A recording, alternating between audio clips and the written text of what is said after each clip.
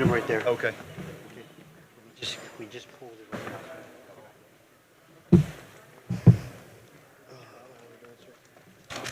You okay?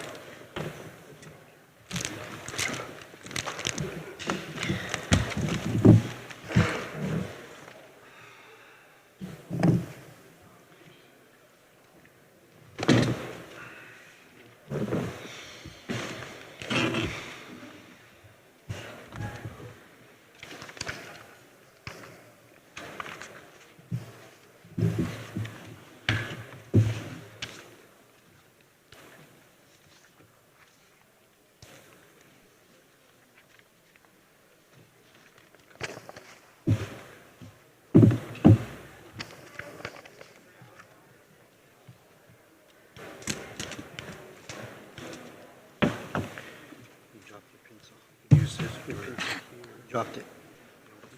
Your pencil in the middle, down there on the floor. There you go.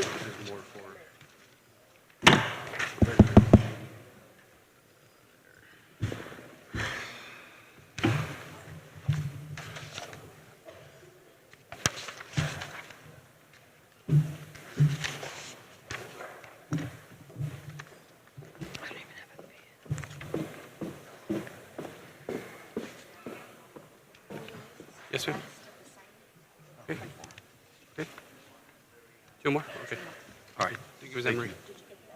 Yeah, got them right there.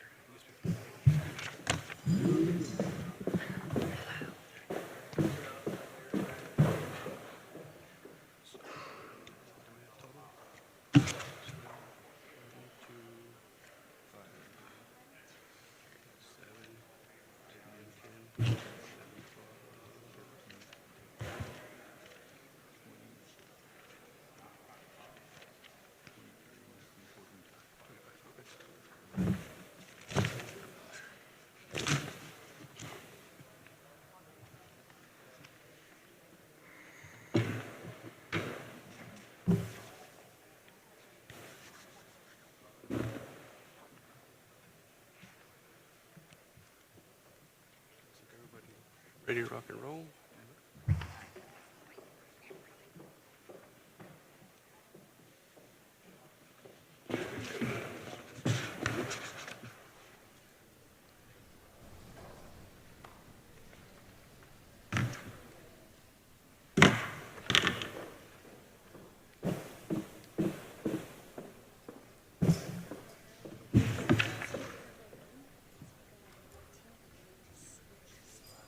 Okay, 114.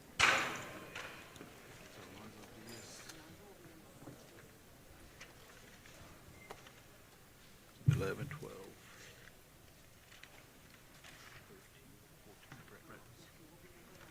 Okay.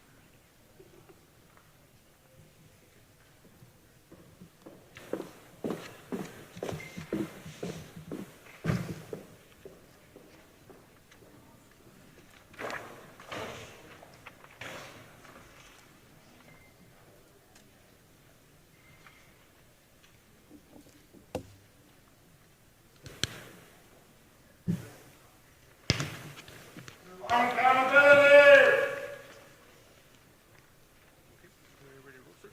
Now, we want you to be accountable for the injustice that has done to our children. Dr. Hell, Good evening, everybody. be accountable. How you doing? Thank you for joining us today. I call this special meeting of the Uvalde Consolidated Independent School District Board of Trustees to order. Let the record show that a quorum of board members is present, that this meeting has been duly called, and that notice of this meeting has been posted in accordance with the Texas Open Meetings Act, Texas Government Code, Chapter 551. We will start off with the invocation that will be led by Ms. Laura Perez. If you're enjoying it. If you'll please bow your heads with me. Dear Heavenly Father, we come to you this evening asking for your blessings and help as we are gathered together. We pray for your guidance in the matters at hand and ask that you would clearly show us how to conduct our work. We ask that you place your loving and healing hands on our community. God did not promise days without pain, laughter, days without sorrow, nor sun, or without rain, but he did promise strength for the day, comfort for the tears, and light for the way. Romans 8:28. God promises to make something good out of the storms that bring devastation to your life. In Jesus' name we pray. Amen. We now lead a Pledge of Allegiance. Flag of the United States of America, and to the republic for which it stands, one nation, under God, indivisible, with liberty and justice for all. Honor the Texas flag. Pledge allegiance to thee, Texas, one state, under God, one indivisible. May be seated. Start out with item number 2, which is the open forum. Just wanted to let everybody know the purpose of this forum is to provide a time for the public to comment and or ask questions about the changes and updates for the 2022-2023 school year, to include questions regarding safety and security plans. The open forum will be conducted in an orderly fashion to allow the audience and board to hear and respond to each speaker. We really appreciate you being here. We're here to listen to you. We will dialogue with you. That's why we had this special meeting separate from our regular meeting, so that way it gives us the opportunity to answer as best as we can any questions you may have. Do we have all the answers? Maybe we may not have them all, but we're going to do our best to try to answer everything you have, any concerns you may have. Please be respectful of the people that are speaking. That's who we will address, that's who we will speak to, because we want to make sure we hear the question correctly, and that, of course, the audience that are out there hears what we have to say as well, right? The last thing we want is for people to be talking over each other, and then there's going to be frustrations from people that didn't hear what we said, or some piece of important information that got covered, okay? So we definitely ask for your respect for that, those that are speaking, and once again, we'll do our best to answer the questions that you may have tonight, okay? I'm going to turn over to Dr. Harrell. Thank you, Board President. First of all, thank you for being here, and we offer our condolences to all the families. The release of yesterday's report, I know, must be extremely heavy on each one of you. At the last meeting, we were too formal, and that was not the right way to handle that evening. Tonight, we have formatted an evening to where we can listen to you, hear your thoughts, and share with you. We have decided to hold this open forum in this format, and we should have done so earlier. That is the right thing to do for our community, and I apologize we did not do that earlier. In hindsight, this meeting should have happened earlier. I apologize that it did not. Trying to find the right time, the right balance out of respect, I did not do well. A young man shared with me last week and put it in great perspective when I met with him and his family, that there's not going to be a good time to meet. You just have to show up and meet. And he was right. I welcome the interim report that was delivered yesterday. It was very thorough, provided a lot of detailed information, gave some very concrete information and elements for us to consider in our decision-making moving forward and for us to implement. Dedicated training and safety protocols is a must for all. Social and emotional learning, we are currently securing days for our staff. Facilities, we are standing up new fence on each campus. Doors, we are replacing some, auditing the functionality, and adding some. Creating entry points on campuses that do not currently have them, and reviewing our communication capability in our hallways and our campuses. And again, and also cameras will arrive this week and begin their installation. The House report will help us in our decision-making as we move forward. It was a very detailed and thorough report. So at this point, that is what I have to open with, and I would like to turn it over to the community at this time. All right, thank you, Dr. Harrell. We'll have our first speaker, which is Mr. Brett Cross. If you'll come to the podium, please, sir. First of all, I just want to say, last time y'all had us on a time limit of sorts, and that's not going to fly today. There's no other way to put it. We have a lot to say, and we won't be silenced, and we won't be stopped. So if y'all had the idea of a time limit, it's not going to get followed this time. All right, second of all, I just want y'all to take a look.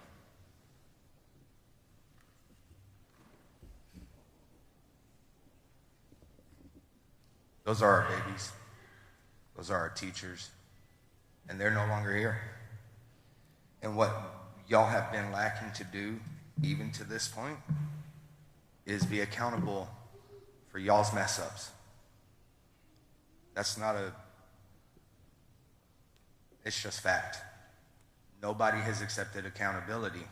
So we're going to force y'all to, for y'all's efforts in this. You just said, oh, we should have done it a month ago, in hindsight and everything like that. Yeah, that happened with the security for our kids because y'all didn't verify that doors locked. We had people telling y'all that the doors didn't lock and y'all didn't do a damn thing about it.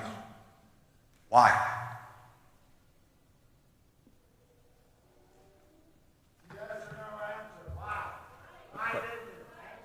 That the expectation is those doors to be locked. Absolutely is. Y'all knew that they didn't. I was not aware that that lock was not working. Okay, so then you're the superintendent, you're top dog, correct? Yes, So you should know what's going on in your schools? correct. Why don't you? I did not know that it was working or not working at that time. All right, well, here's the thing is you're ahead of the school police, correct? Yes. Okay, so how did they know that the doors didn't lock? Sorry. How did they know that the doors didn't lock? That's what I understand. Yes, I'm saying Pete Arredondo knew.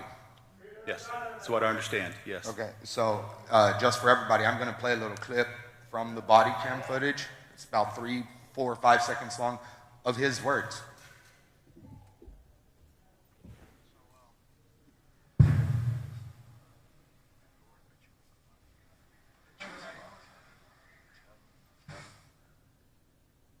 I don't know if y'all could hear that or not. So what he says in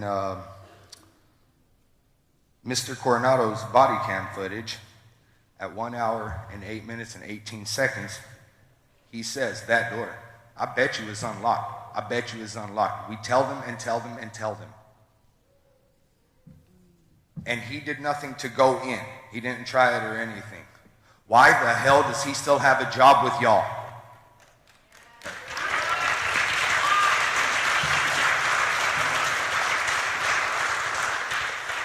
Chief Arredondo is on administrative leave at this point. Is he getting paid? We,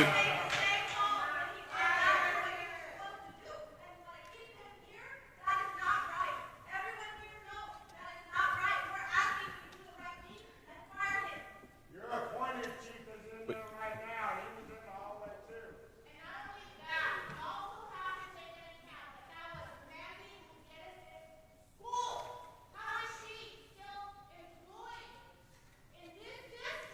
Accountability.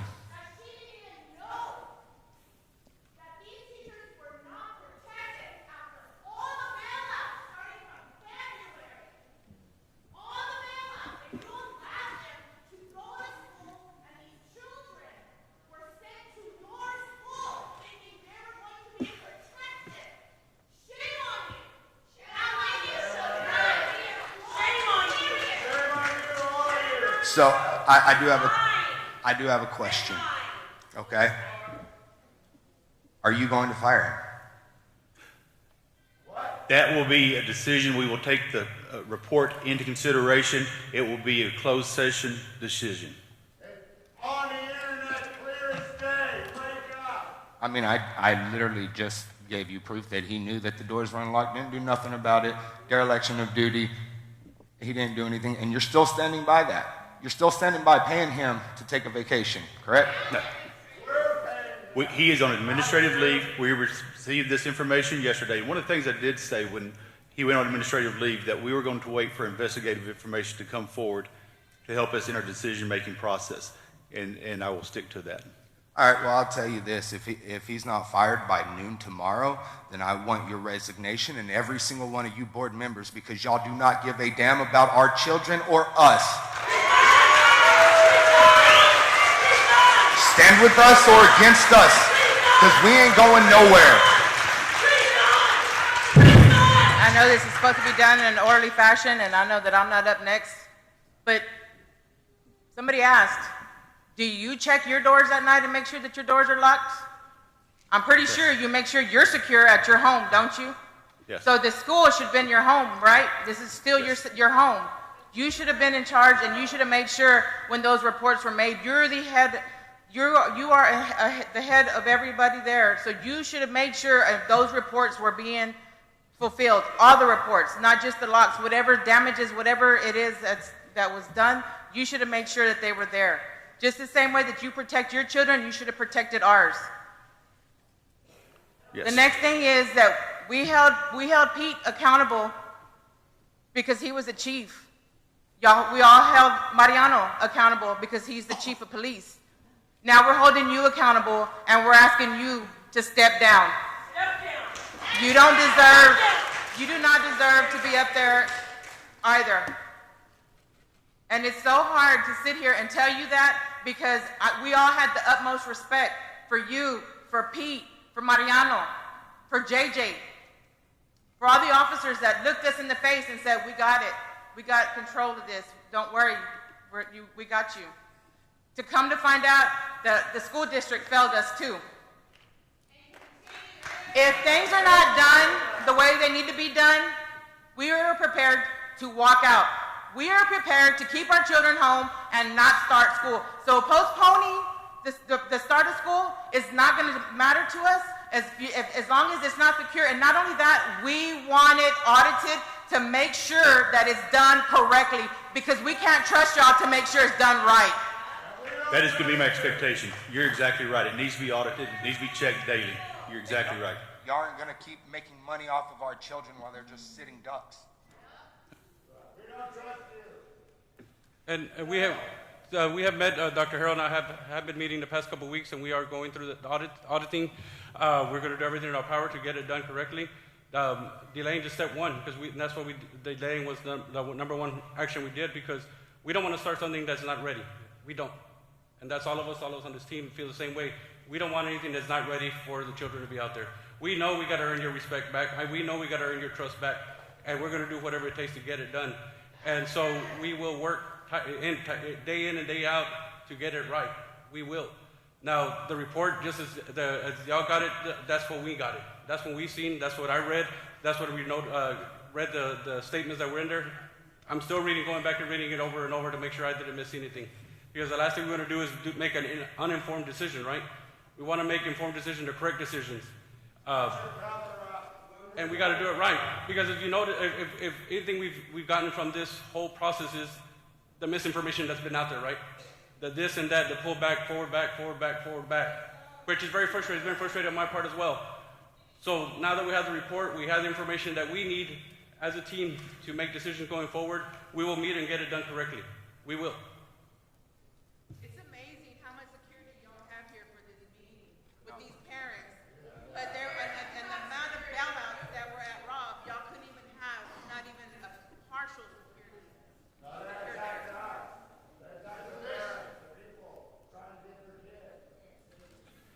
And we expect that to change. It will change. Yes.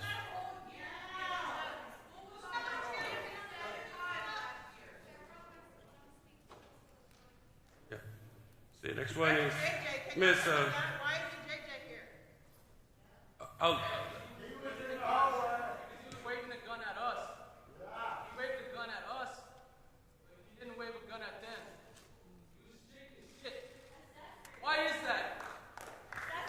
Why did he have a gun on us? That we were not aware of, sir. I really. No, sir. Everybody, didn't he? Yeah. See that gun? So again, can you answer why he's not here right now? He is. Yes, and I'll answer that question. I will answer that question for you. JJ is currently. I don't know if you've seen the post online, but MLB did reach out to the Uvalde Little League, and they requested a Little Leaguer along with the president of the board of Little League to go be present. They asked for Representative Uvalde. That's where he's at. Well, I'm glad that he's got his priorities. Yeah. And so that's the true, honest truth. Being open with you, being transparent. I ain't hiding one bit at all of where he's at. That's where he's at. I'm not able to be here. Okay. We'll go to the next one. Ms. Rachel Martinez. Go ahead, Ms. Rachel Martinez.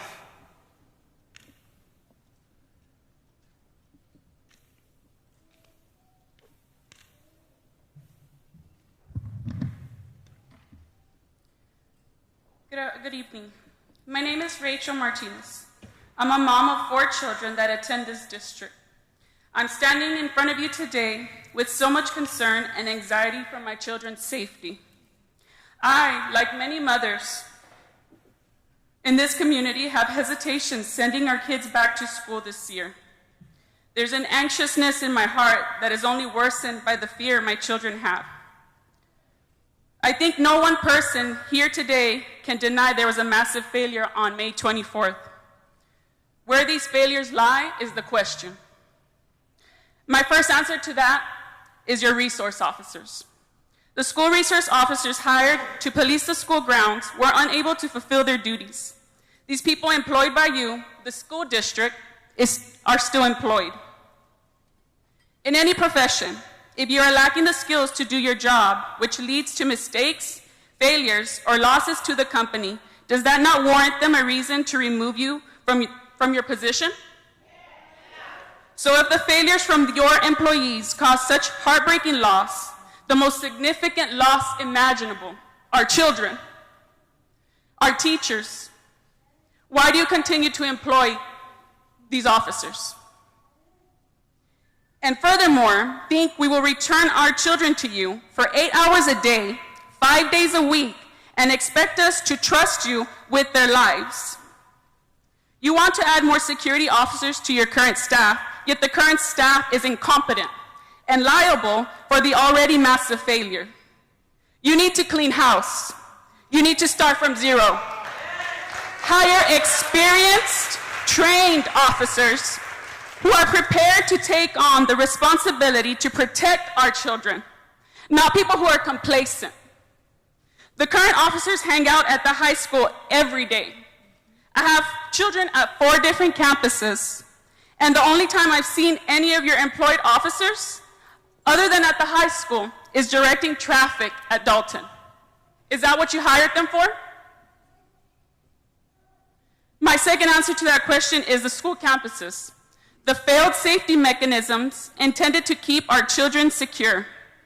I understand you've sent out an email to address upgrades to the school, perimeter fencing and security cameras and things like that.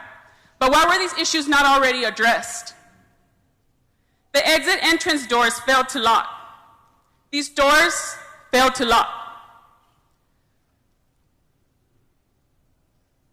Our kids' first line of defense against intruders, against an outside threat, failed to lock. Why are we even here talking about this? I get ID to be able to check my child out for a doctor's appointment, but this killer walked right into our school. The irony in this situation is exasperating, and this failure falls on all of you. When you go home tonight and you lock your doors before you go to bed, remember, that shouldn't be a luxury. Dalton Elementary, where my youngest attended pre-K last year, is so exposed. I can see my child's classroom from the street as I pass by. A bright yellow door labeled Room 3, visible and accessible to any threat. These are the things that haunt me. These are the things that keep me up at night. And I wonder, have you thought of these things? Have they crossed your mind? So I ask you, what are you going to do about your failures? Are you going to take responsibility? Are you going to make this right? What options are you making available to parents and children who are unwilling to return to campus? I come to you on behalf of my children. My daughter Layla is so terrified of the thought of having to return to school in just a few short weeks that she comes to tears. What will you tell her? What answers do you have for her fears when she only feels safe at home or next to us, her parents? I can assure you that my children are not mentally prepared to return to campus, and my husband and I are unwilling to send them. I speak for my children, but I also speak for the rest of the parents in the community who feel the same as I. Thank you. Thank you.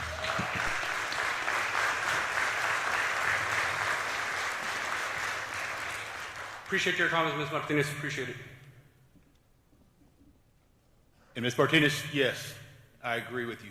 There is lots of failures, and we are working to correct those failures. I'll never be able to bring back what we lost. Absolutely will not. I pray each night for the families. But I do lie awake at night thinking about how we can be better, how we can improve, and how we can secure our campuses for your children and regain that trust. So, thank you, Ms. Martinez. Yes, and Ms. Martinez, I want to echo what Dr. Harrell has mentioned. I myself also driven by every campus, looking at every single entry. Same way as you say, I drove by Dalton this morning, drove by Flores. I drove by every day. Every time we get a chance, I drop off my kid at school. We ought to pay attention to that. That should have been something y'all thought about way before this happened. Yes, and I completely agree with you, ma'am. I agree with you. Completely agree. All right, we will go to the next one, Mr. Ben Adams.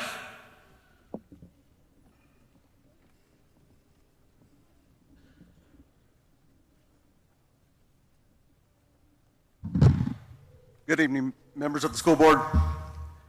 Dr. Harrell, members of the school board, thank you for giving me this opportunity to speak tonight. Some of you know me as Doc Adams. I'm the Uvalde head athletic trainer for the entire CISD. Very few know me as Corporal Adams, a former United States Marine Corps machine gunner with a combat deployment to Afghanistan. Although that might be a whole lifetime ago, I say that to highlight to you that I'm an asset to the security of the school. I feel that Uvalde CISD needs to incorporate a Marshall program, one that I volunteer for.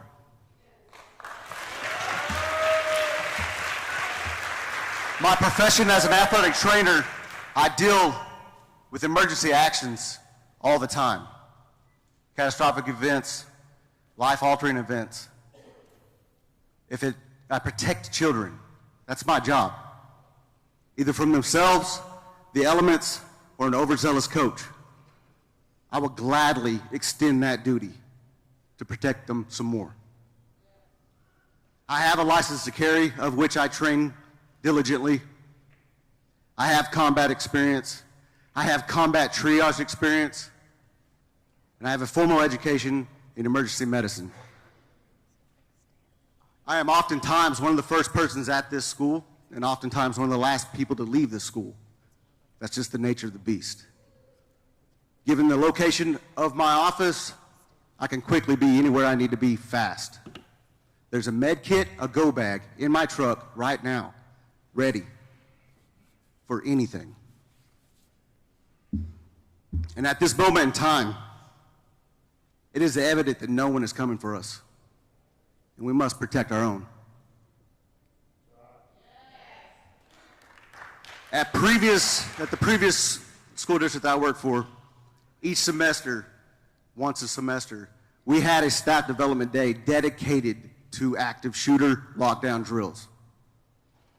There were no children there.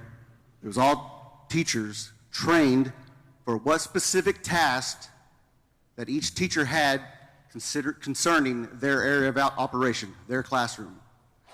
Who clears this bathroom? Who clears that bathroom? Who clears this stairwell? Who clears that hallway? I feel going forward we need to do that just the same. It's a full day. That brings me to my final point, the Raptor alert system.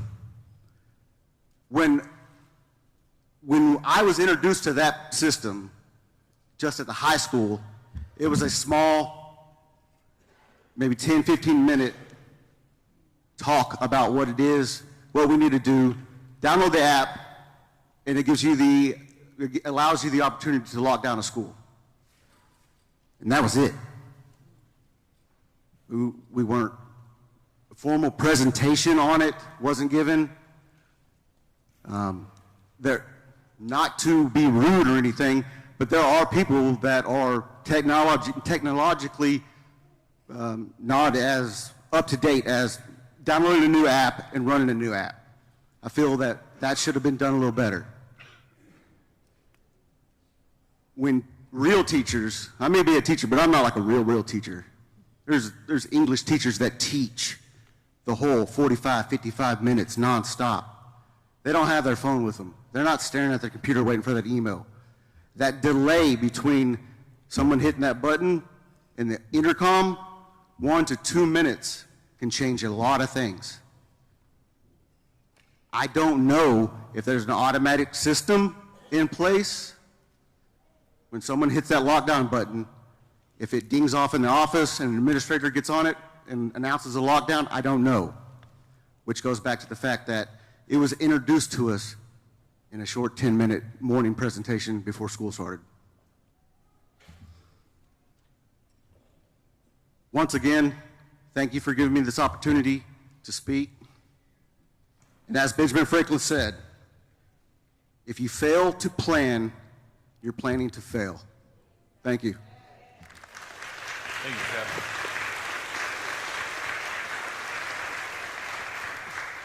Appreciate it, sir.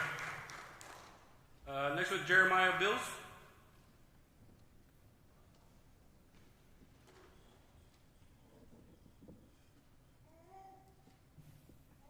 Some of you know me, some of you don't.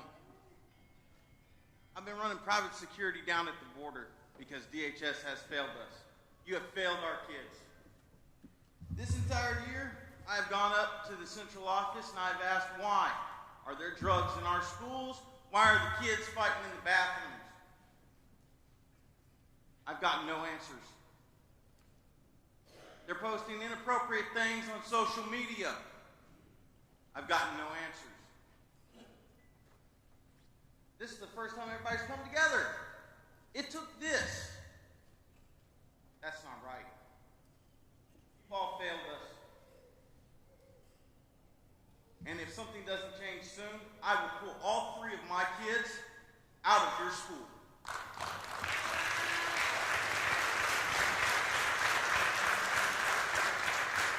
Thank you, Bill. Yeah, Mr. Rosenberg Risa.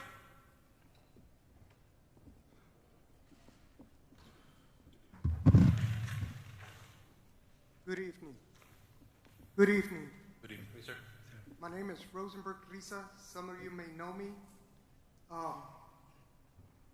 My nephew, Jerry Mata, my niece, Veronica Mata, they're the parents of Tess Mata. They couldn't be here, but they gave me a call this morning to ask Dr. Harrell this question. Why is Pete Arredondo still getting paid, being at home, while other parents are trying to take care of their kids and not getting paid? And this has been going on for 2 months or whatever. But he's still sitting home. At first he had protection.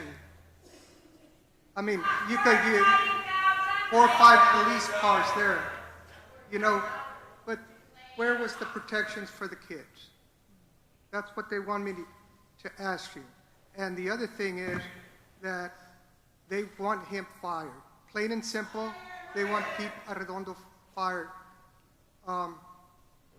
If not, this was relayed to me by them. They respect you a lot, Dr. Harrell, but they're losing that respect from you. Plain and simple. That's how they put it to me. Yeah. My personal thing, this is me. That was their question for them.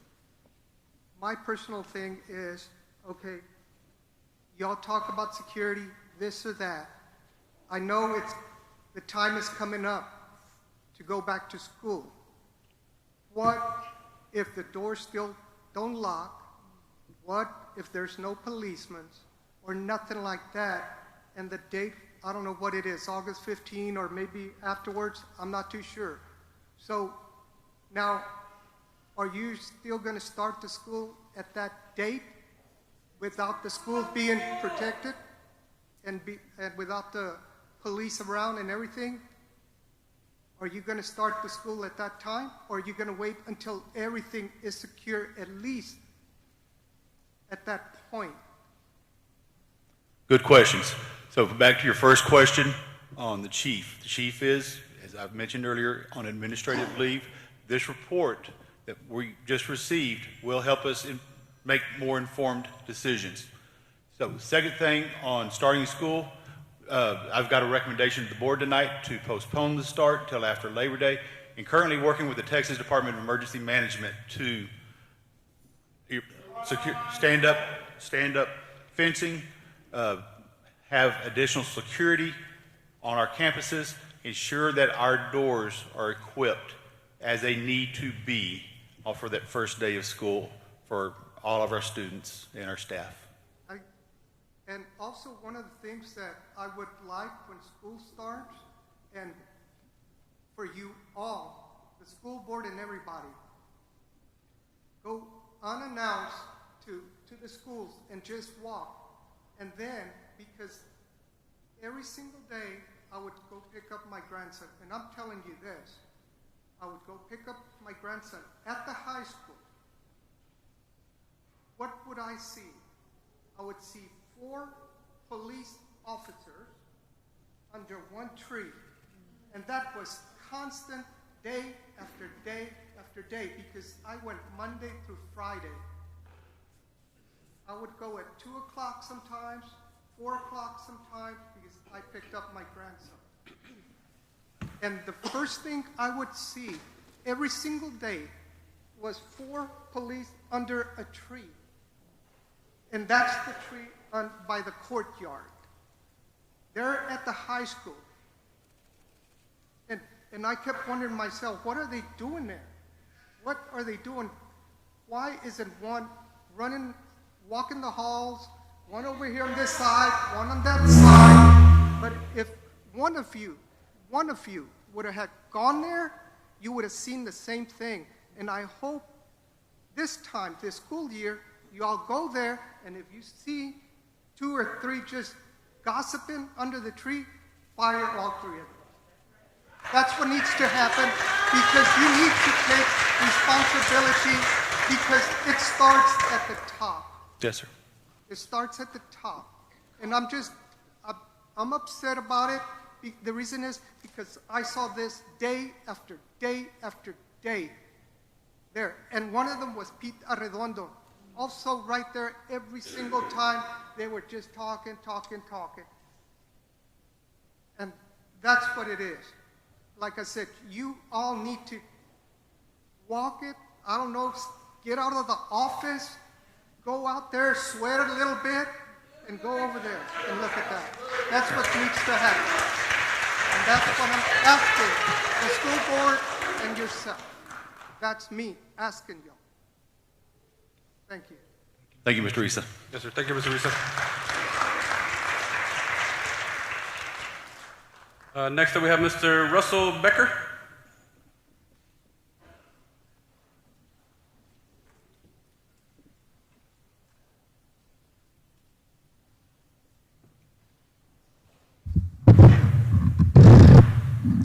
President Fernandez, Dr. Harrell, board members, thank you. I honestly feel like I'm going to give you a little bit of a break here, because I actually do want to talk about the 2022-2023 school year. My question is this. Unfortunately, unlike Ms. Martinez, I don't have the option to not send my kids to your schools. I just want to make sure that with the changes to the security, with everything that's going on, that the education of the students is not going to be negatively impacted. The reason for this is kind of twofold. One, it already has, and it already is being impacted. But I want to make sure that not only are we secure, but also that that education continues on for the students, specifically mine, obviously. The other part of that is we have already done that. right? We've already affected the education of these students over the last several years, what with COVID and then, of course, with this terrible tragedy that occurred.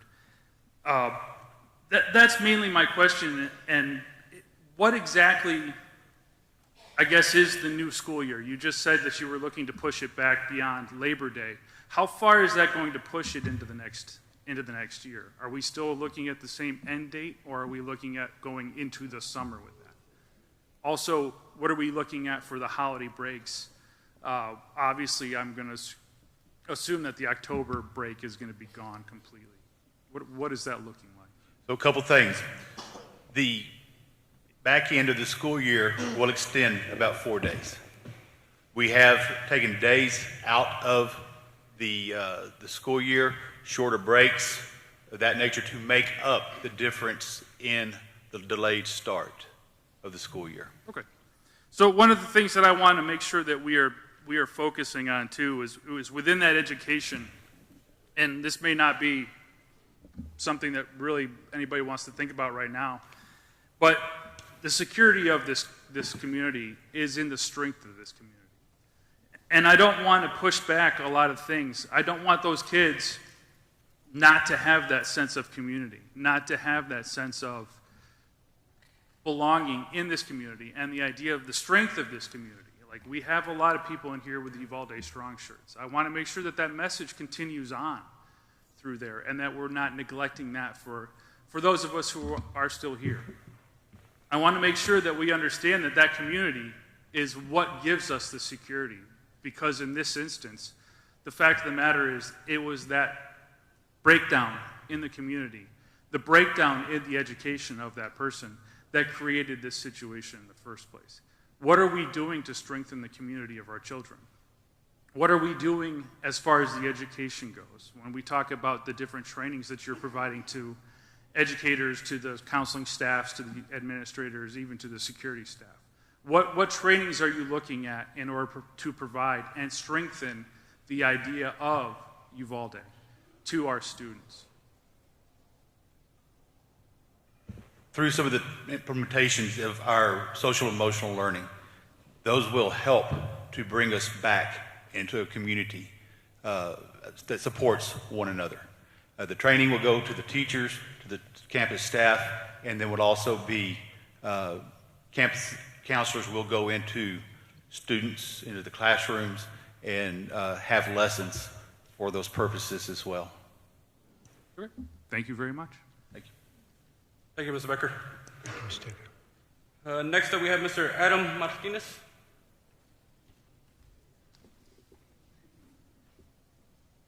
Hello. So this message is to the school board, not to Dr. Harrell. I come to you today with an ask not only from me, but from some of my fellow Uvaldians. I and several others have filed grievances against our superintendent. So far, we have 7. I asked 7 parents. They filed 7 grievances, and there's going to be more. Y'all hire him, y'all can fire him. I ask that you read these complaints. Do not let our voices go unheard. The systemic failures are a reflection of his leadership. From key shortages, relaxed schedules, lack of preventative maintenance, and a failure to be proactive for a horrible situation like this. Please also understand the responsibilities you are taking on. We are asking officers who are on a daily basis directing traffic, performing walkthroughs, addressing fights, to go up against AR-15s. The video speaks for itself. They are not prepared. The school resource officer program started way before the mass shooting, like Sandy Hook, Parkland, Columbine, and many more. The standards have changed, and you are in over your heads. You need help, and it's time to swallow your pride and admit it. Y'all don't know the first thing to ask when hiring an officer capable of stopping an active shooter. Let the school officers continue to be hall monitors, but please don't put them in charge of our babies. Throughout the past several years, towns like Canepa, Sabinal, Utopia, Classical Academy, they have seen an increase in enrollments to the point where they have waiting lists. It's time to clean house, and that starts at the top.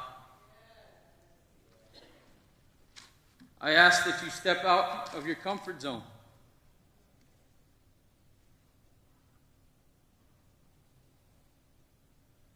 Out of the inner circle and listen to our voices. The grandparents,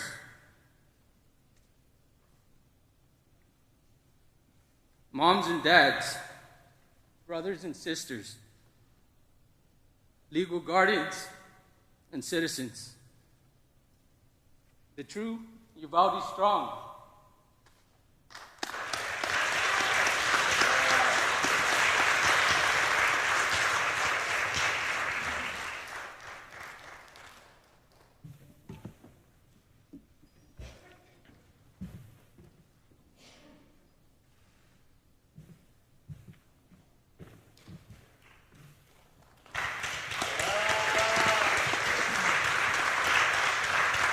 Thank you, Mr. Martinez. Next up, we have Ms. Tina Quintanilla Taylor. And a student, correct your student with you? Yes. You didn't answer my question. Yes, sir. That is the procedures that once we receive, we will follow through on the reading through all of them and go through the formal process, sir. Yes, sir. Are you going to leave it open to public record? No, sir. Personnel matters are to be conducted behind executive. No, sir. That is the rules. I'm just going to follow the rules because the last thing, once again, right? We don't want to violate any rules that then will tarnish something, right? We want to do it the right way. All right. Go ahead, Mr. Quintanilla. Hi. All of you know me. Tina Quintanilla Taylor. And this is my daughter, Maylee Taylor. And I have a few things I'd like to say. First of all, I'm taking this off. Okay? Number one, Anne Marie Espinosa, your executive communication director. I'd like her to be placed, or actually just fired, okay? Because let me tell you something. My timeline does not match your timeline. She notified us at 11:52 a.m. that we were on lockdown. Our kids were being massacred and slaughtered. Don't write notes like you don't know these times, sir. At 12:19, she called that there was an active shooter. Today I sat next to your attorney for a good reason, to represent these families right here as an equal to him, because your leadership sucks. 2 times I went to the board to complain to y'all about school security. One of them was not having a gymnasium. I complained about this to them. I said, we don't have a gym. Raise money, Tina. Raise money. Guess what? You need an architect and an engineer. Guess where the money went? A Harmony Park. All right? I brought that up to you. Did I not? Tell me I'm lying so we could bring up the minutes. I'm waiting for your response.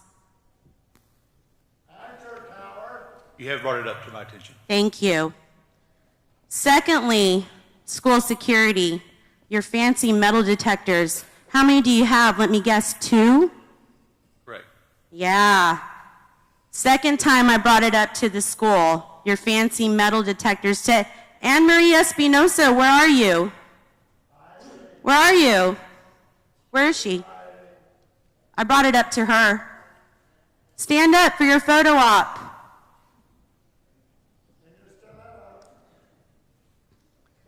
I brought it up to her.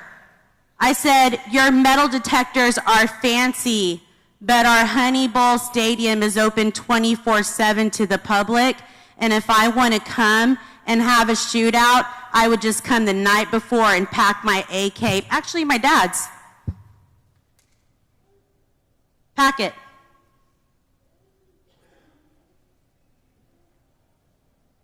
Very, very awesome to have metal detectors for show.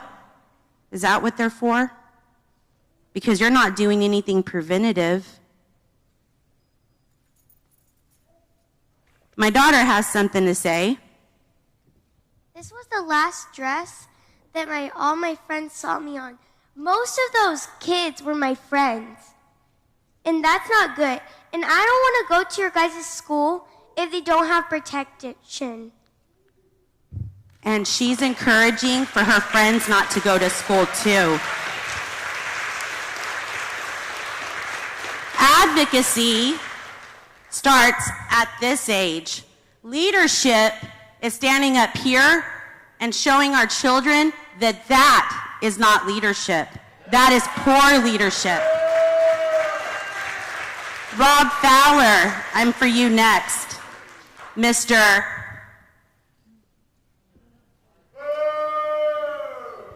On CNN for bringing the cops water. Wonderful, great job. Glad you could do that. I am disgusted with your leadership. I can't even call you doctor. I'm going to be a doctor next May, and I don't see you as my peer. I don't. Cal, come on. You're a vet. What would you done? Answer. I don't have an answer for you. You don't have an answer. Don't have an answer? You don't have an answer for these families? Excuse me. Can I excuse me just a minute? Sir, I am not a coward. I am a combat veteran of Vietnam. I served 26 years in the Navy, and I served in Desert Storm. Thank you. So answer the question. What would you have done? I do not know. You know, last meeting, you separated us. You had your administration over there, and you had all the parents over here. Today, you said, sit wherever you'd like. Good old boy system, right? Nah, not anymore. No more good old boy system here. Times changed. And you know what? Your schools, they suck. They're not secure. And we're not sending our kids back. And I don't care if you have to call every architect or engineer, get them here and build us a new school, 911 status. And stop giving us time limits. 77 minutes our children are massacred. My timeline doesn't match yours, doesn't match those DPS troopers back there either. Hi. Hi. Wave. Were you there? Were you one of the responders at the school? Just interested. Everything you say from now on, English and Spanish. Comprende? Understand? Sí. Wonderful. I appreciate your sarcasm. Looks like you went to school. No, quiero que comprendan que sí, lo puedo hacer en español si gustan. Thank you. Lastly, bye-bye. You're out. No more. No more riding your dad's coattails. For generations, we've seen these kids walk through the halls with yours and your dad's name. John Harrell Auditorium outside. Screw you.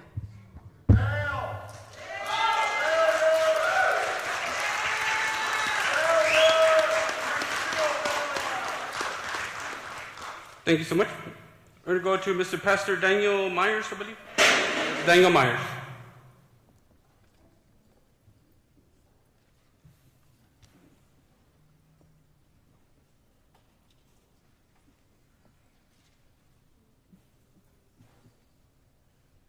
I'm Pastor Daniel Myers, pastor of church here in Uvalde, my wife and I. And the report that came out yesterday, on one of the headings, it said, main failure. 3 topics on that main failure. School administration, yours. You dropped the ball, brother. Second, training. Your boy Pete, he dropped the ball big time. He's at a school with children, and he doesn't know that he's in command.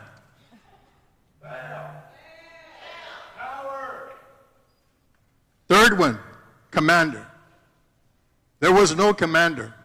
How in the world did this man get this title? Who did he pay? Who did he bribe? Because he is no commander, because he didn't even know that he was in charge in a school that he's there to protect.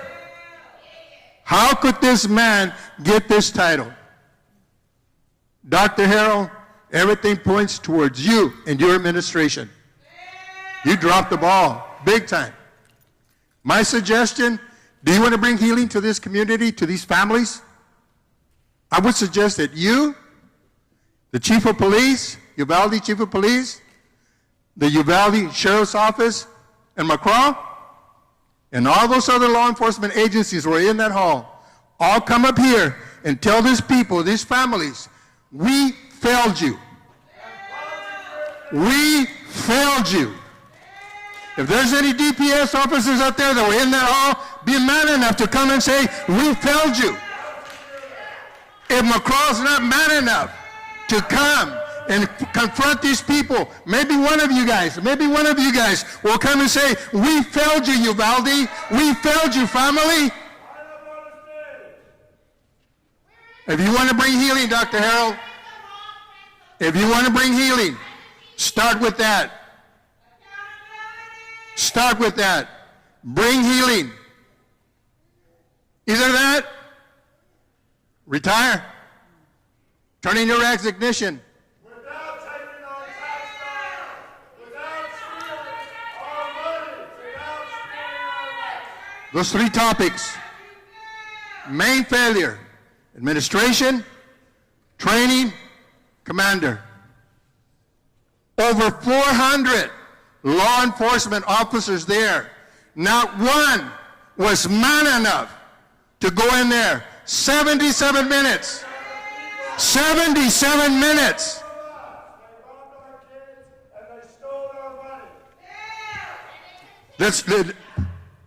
Thank you.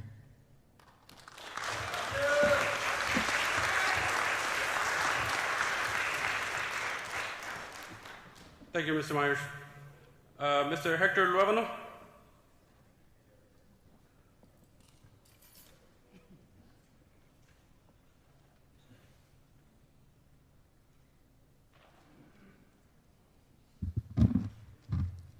Thank you, sir. Dr. Harrell, Mr. President, members of the board, I come before you as a citizen and as a member of this community. Condolences to the families who suffered this great loss. May 24th will forever be embedded in our minds and in the hearts of these families. There's nothing that we can do to change it. However, and I'll be short, nobody has to, if we saw this video, let me back up a little bit. We say we're a community that's united. Where are all the teachers? Where are the leaders in this community here? Where is the community? This place should be full. I mean, there should not be an empty seat here if we truly want to support these families. Okay?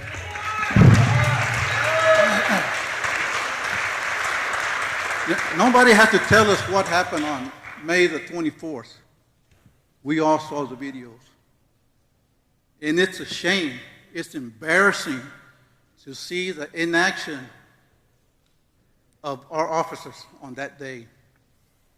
What a rude awakening at the expense of these children to understand how unprepared our agencies were. And I'm not only talking about the UCISD, Uvalde Police Department, and yes, I am on the city council, and I will hold them accountable. Okay? There were multiple agencies there. I don't have to tell you this. Everybody saw the video. There needs to be a serious cultural change within our local law enforcement. There has to be a change. We cannot continue from this day forward, actually from May 24th, from that day forward. Change has to happen. These families deserve it. Their children deserve it. Our students deserve it. We cannot stand here and not accept change.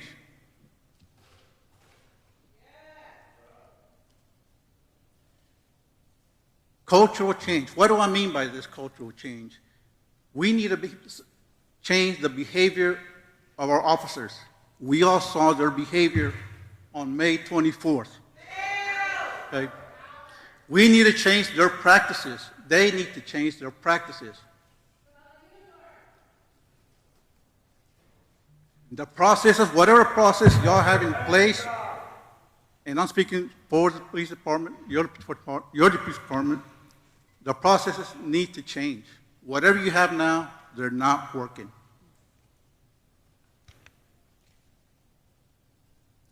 And the change begins at the top, whatever that may be. Whatever you understand it to be, the change begins at the top, all the way down to the bottom. Somebody mentioned here that we need the police department for the school district needs to change. Y'all need to start with a new slate. Y'all need to start from the beginning. Y'all need a chief of police. I'm suggesting to y'all is y'all need to start with a new chief of police and not anybody internally. Okay? That chief of police will need to require for everybody to reapply for a position if they want to work for this department. And they need to be officers who are prepared, who are willing to serve, and most of all, willing to protect our children in our district.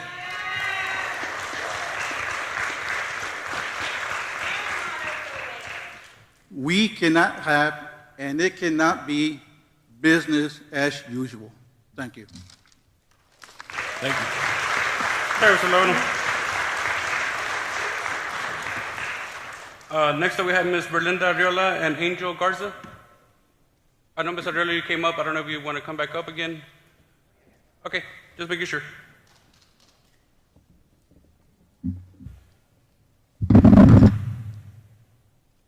So the first time that we came up here, you guys treated us like we were nobodies. The council did the same thing. We addressed them, I addressed you. Mr. Luavenos, thank you so much for changing your attitude and speaking up for us. You guys don't realize how y'all made us feel when we were up here trying to talk to you guys, and y'all gave us this cold look. One member reached out to my family afterwards and apologized. Cried to us and apologized. Nobody wants to admit failure. I understand that.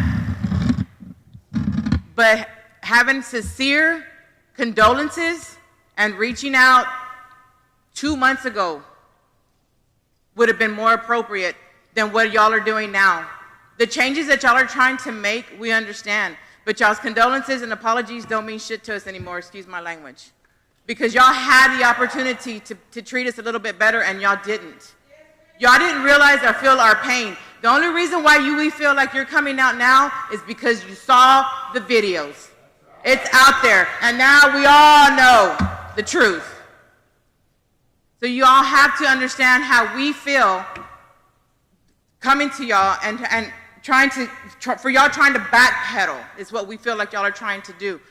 Why is it that over a month ago, probably 2 weeks, not even, maybe a week after this happened, a lot of companies reached out to the school district offering to put up fences for free everywhere. Reached out to try to give y'all new doors for free, immediately coming to do all this stuff. They got no response. Trying to help out in any way they can, new doors, new locks, whatever y'all needed. had companies coming out. Why did y'all not respond to them at that time? We did get emails, and we are working with many different companies that we did not report back to each and every company that we did receive from. Didn't you think that that was very important, knowing that we only have like a 2.5-month school break and that we were going to have to return? Didn't you think that that would have been something that we needed to work on immediately? Here we are, 2 months in, less than a month to go back to school, and y'all haven't even started a process. Don't you think that would have been more important at that time? Through this process, we are expected to get it all done before September the 6th. You talked about your changes. What do you plan on changing as far as drills? How do you plan on changing that? Yeah, staff development, professional development, and training, absolutely. It's got to be more intent, got to be more intentional. Mr. Adams made the comment earlier. Absolutely, it has to get better. Okay.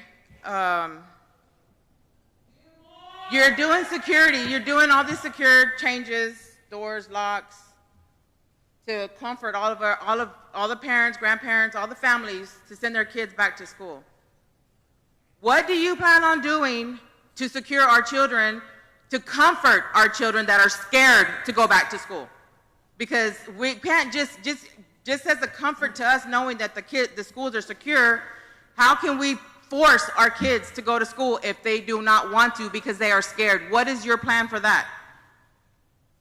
First of all, we do have a director of recovery, and she has been working on social emotional aspects and getting students, staff, the training they need, the trauma-enforced training that they will need as we do return.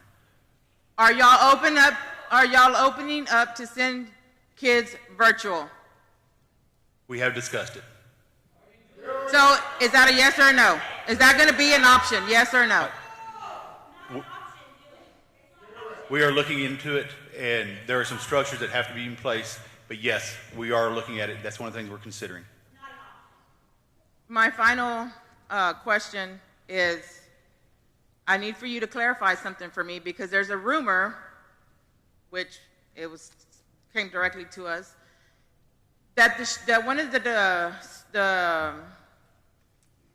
I'm just going to call it what it is, the shoe department reached out and offered for the children, the siblings of the deceased and the injured, to send out, to give them new shoes, new socks, and some supplies. The lady reached out to you, the manager reached out to you, and you told her that it was not possible, that you were going to choose the 60 people or however many that it was going to go to, but that you prefer that it go to the high school because all the families are getting money and we can buy our own shoes. That's absolutely false. Okay. So if I get her in here or in a meeting, and you will confront her because she's the one that said that she spoke to you personally. No, absolutely I will. Okay. That's all I have to say. Thank you, Ms. Carter. We have Ms. Yes. Yes, ma'am. No, that's what was my next thing.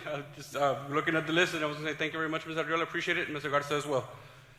Next up, we have Ms. Jasmine Casares.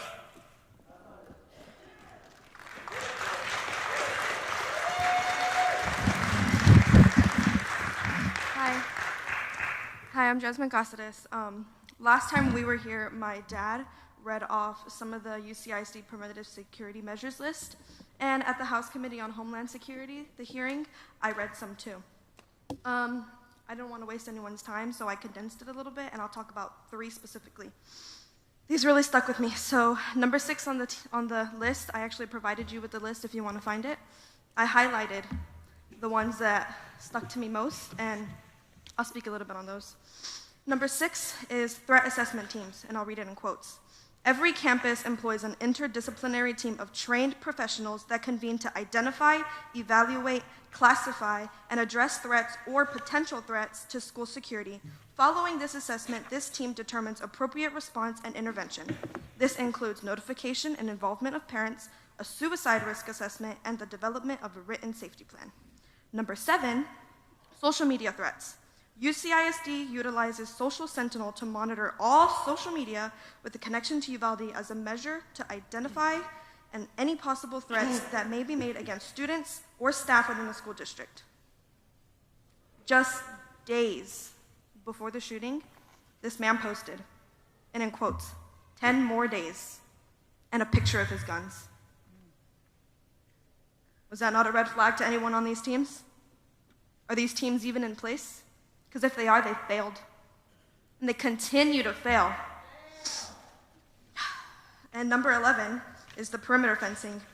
Only Dalton, Anthony, and Rob have fencing that enclose the campuses. You know how easy it is to walk off this campus and walk right back on? It didn't work, obviously. There's a couple more, like the number 1 police officers, number 3 security staff, number 10 motion detectors and alarm systems, number 12 security vestibules and outside door buzz-in systems, number 14 security cameras, number 15 radios, number 16 portable metal detectors, number 17 the locked classroom door policy, and number 18 staff training. Again, I don't want to drag this on for too long, but were these any of these invested in? Do you know? What was the question again, ma'am? Were any of these invested in? Were any of these investigated? Invested in, were they being utilized? We do use these. Okay.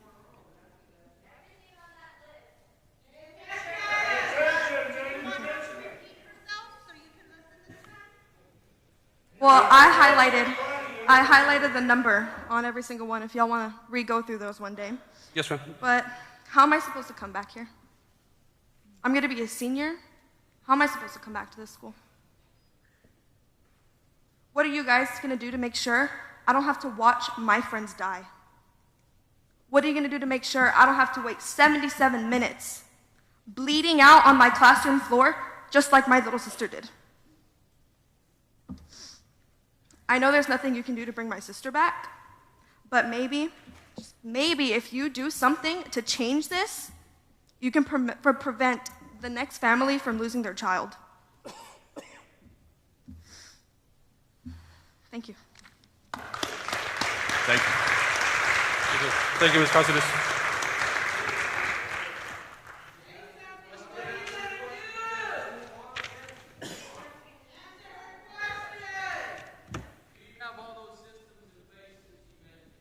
We do.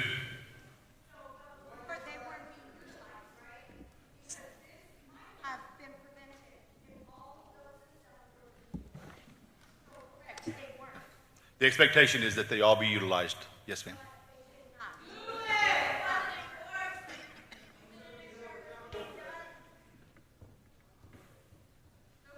Who looks for that? Like, who's in charge of making sure that stuff like that, as far as like the Facebook posts, who's in charge of that? Social Sentinel is a program that we contract with, and they do inform us when they find threats or alerts that rise to the level for us to investigate. Part of the evaluation process.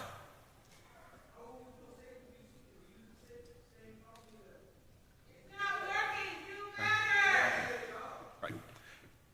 It will be part of that process that we'll go through and review and make sure we have the very best possible.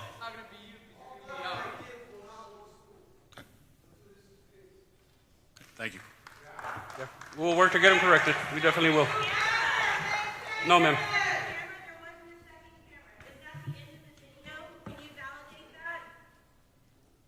There is only one camera in that hallway that belongs to the CISD. I do not know what was captured by either the Texas Rangers or DPS. They came in and took the footage. Only thing I've seen is what you've seen. Correct.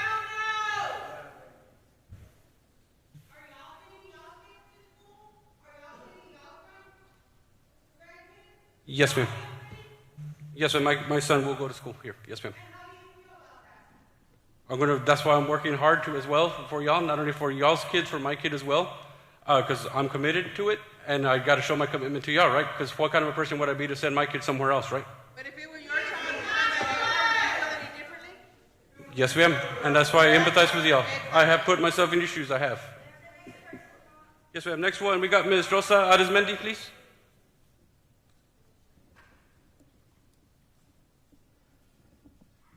Good evening. My name is Rosa Arizmendi. I have 3 children in the school district. This past year, an 8th grader at Morales Junior High, a 2nd grader at UDLA, and a 4th grader at Robb Elementary. I'm also great aunt to Eliana Garcia. I want to take this time to actually get answers rather than just make statements, because this is what this forum is for, and I don't want to answer that is not acceptable, because if you were to ask me what would I have done, I don't have military training. I'm not a veteran. I'm not anything that you mentioned. I probably would have been dead trying to get in there.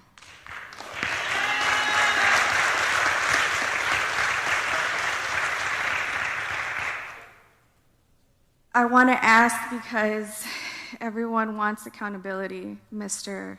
P. Arredondo is pending investigation, whatnot. What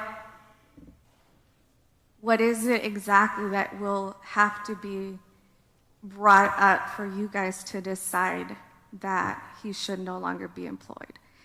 Because in employment, if you are not up to your job description, you should not be employed. His job description was a chief. He should have been commander. He should not have questioned or doubted that he should have been the commander, because that is his job description as the chief of UCISD. So whether this investigation says, well, he didn't play enough of a part to directly have caused those children's death, he did not fulfill his job description. I'm black. So what is it that it's going to take for you guys? What is the what are you going to look for in the investigation to make that decision? We will continue to look at the evidence that the House Committee has brought forward. The videos, we just saw those as recent as you did, and the report that came out yesterday. We will use all that information to inform our decisions. And what from the videos are you looking for? What information from those reports will you be looking for, other than he did not do his job?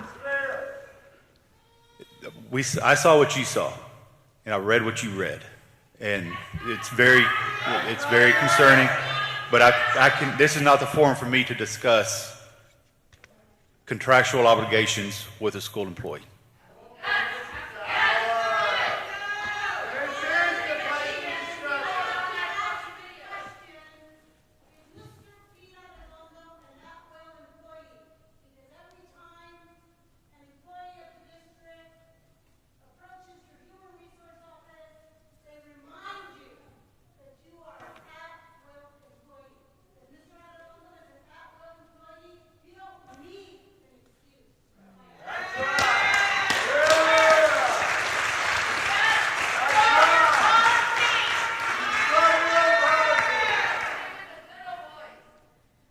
Mrs. Mandy Gutierrez has not been brought up to question. So earlier, someone asked, why did you not know those doors were locked or did not work, et cetera, et cetera? You did not know. Whose responsibility is it to oversee that campus? It is campus principal, yes, ma'am. Campus principal. So why is she not being questioned, being put under administrative leave for not having fulfilled her duty?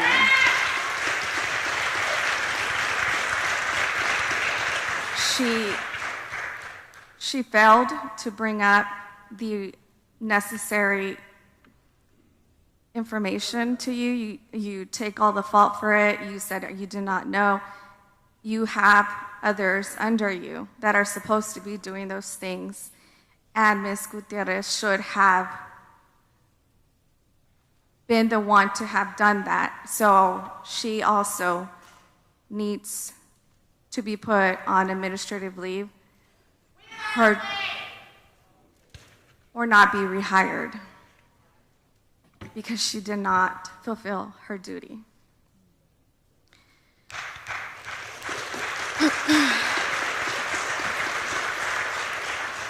As I mentioned earlier, I have several children in different campuses.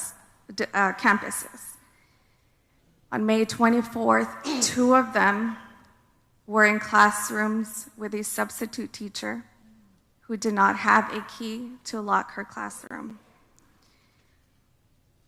My 8th grader and his whole class was escorted outside of their classroom with their hands above their heads by law enforcement carrying an AR-15 to the front of the school. Being that they have, these teenagers have social media, have cell phones, have access to it during the school, they're well aware of everything that was happening, and he feared for his life. This man escorting them with an AR-15 was not someone that he trusted at the moment. And he was escorted out along with his class because his door was not locked. And their solution, Morales Junior High, whoever decided to do this, their solution was to take that classroom out to the front of the campus and said, call your parents to come pick you up. When we get there, we were not allowed to pick them up. Herding these children out like cattle, had there actually been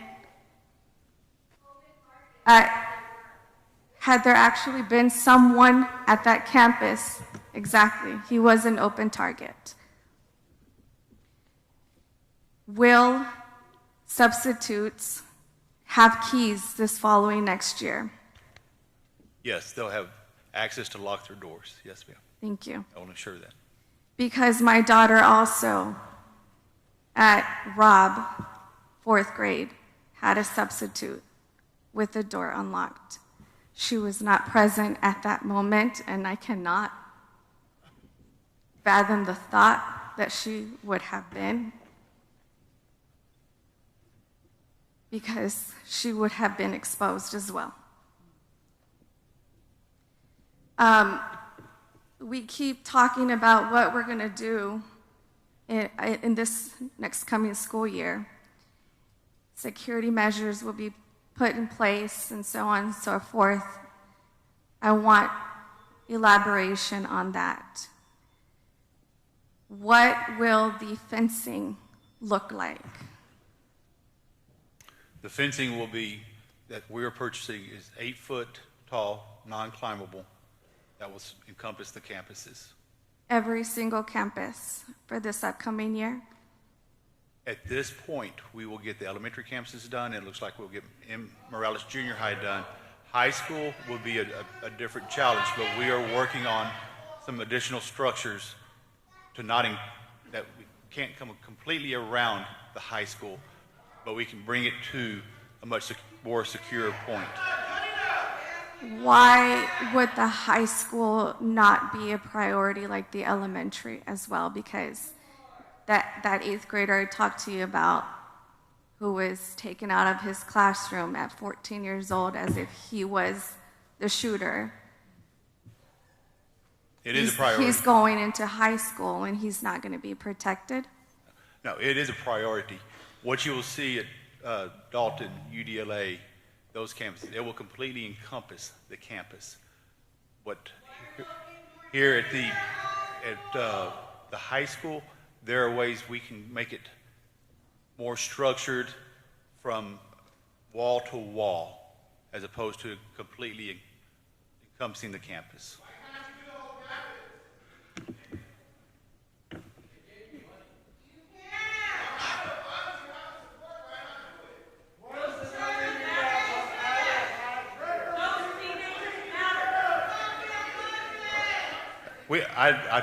I fully intend to keep our teenagers safe. Yes, ma'am.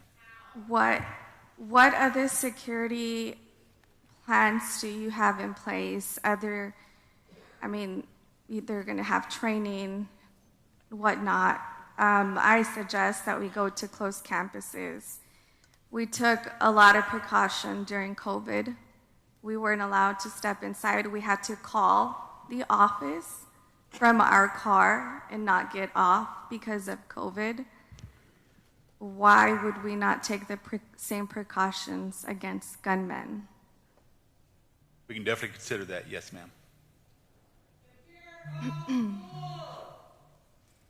I would also ask that in the coming days, we get a detailed, we need transparency as far as what it is that you guys are working on. What are the plans? What will be the security measures that I can then tell my children to give them a sense of security to return back to school? I'm requesting that you guys come up with something and publish that so that it can be common knowledge and not just the people who are taking the time to be here today, but those who aren't able to be here right now, so that everyone can be well aware of what it is that the plan is supposed to be for the next coming new year, school year. Another thing is, I keep hearing you say, we expect. Are the fences going to be put up? We expect them to be put up before the school year starts. We expect this and that. What if it is not completed? What then? We will know ahead of time if it is not going to be completed, and we will make some adjustments as such when we get that detailed information. Adjustments such as, the beginning of the school year starts and the adjustments or the perimeter fencing isn't complete, the doors are not locked, or, every single door isn't checked to be, what then? If it is not, what is the adjustments? We will reconvene, look at what we have accomplished, and make a decision at that point. Okay.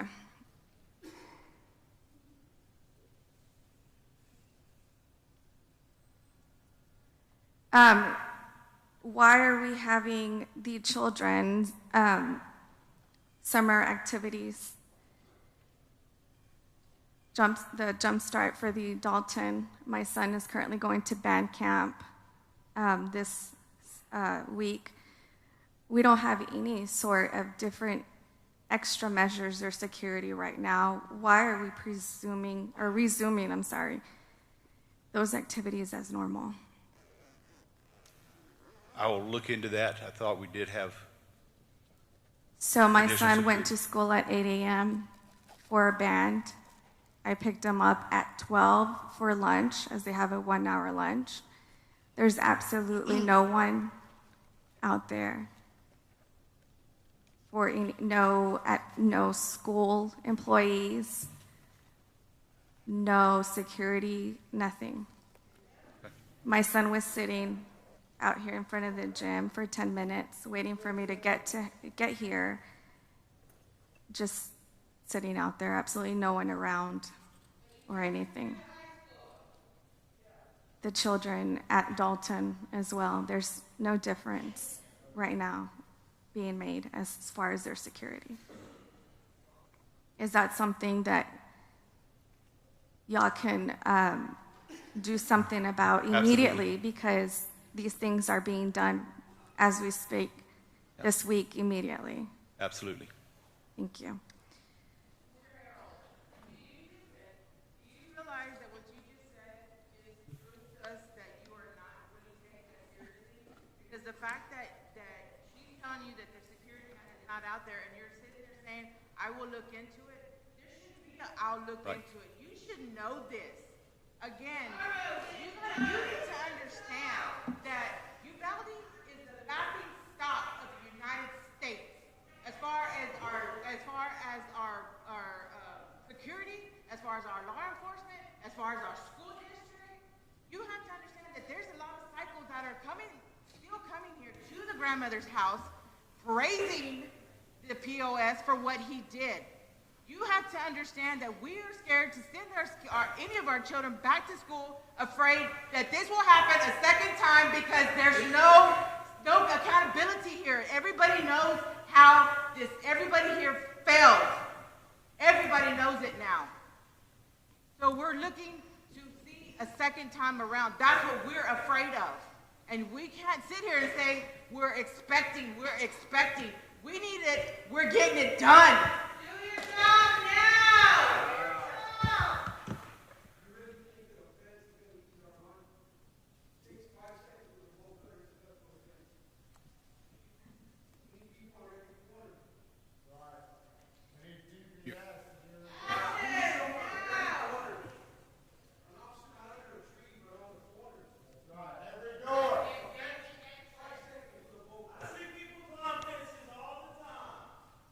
We are at a point in time where what we speak of cannot be taken as this won't happen again. Something like this can't happen because no one anywhere expects this to happen. I have family members in nearby towns. They never expected something like this to happen in Uvalde. So we cannot simply sit here and say, well, we'll look into it, expecting something like this to never happen again, because it shouldn't have happened in the first place. Lastly, for those of you on the board, some of you need to lose your pride who are sitting up here. You need to take the punch of what these people have to say. It might hurt you and it might hurt your ego, but you need to let it go because these people are more than hurt. Thank you. Thank you so much, Ms. Arizmendi. Next up, we have Mr. Alonso Diaz.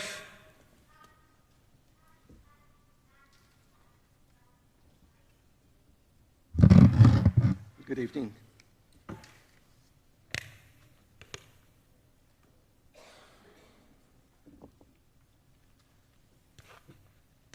My question is on security.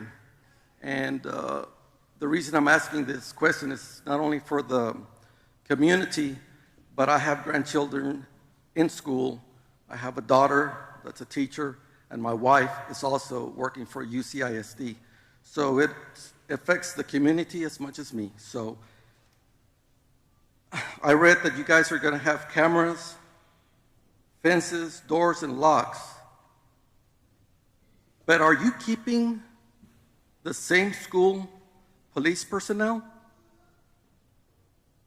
That's my question. Are you keeping? We are looking to add additional personnel. No. Yeah. Are you keeping the same ones?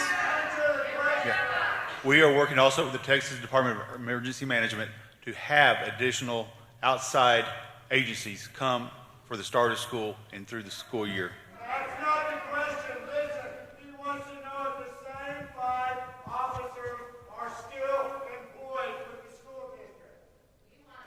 We want to know. Are you? The same 5 officers that were in the hallway, are they still there? We'll use the report that we received to evaluate and make informed decisions. Okay, I also read that you will be hiring new ones. Are you guys going to have like a process like to screen them and to, there's got to be a way to screen those people so that they will actually run into the line of fire and not run away like I saw in the video.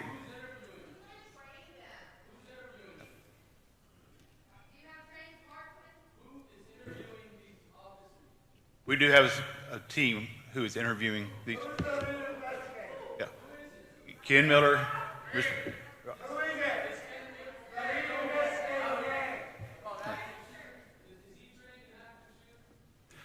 He is. What's his name?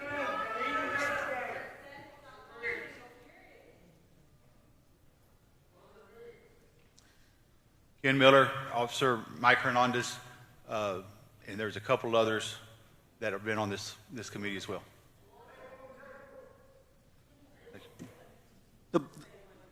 The main thing that I want to know is, if you guys are going to have the same people, there has to be an accountability of their actions. And in this case, it wasn't any actions that they took, and there's got to be accountability. It just can't go like nothing happened. There are a lot of lives lost, and if it, God forbid, it happened again, those guys can't be there anymore. There has to be accountability with the school police department. That's why I'm addressing you, because it's a school issue.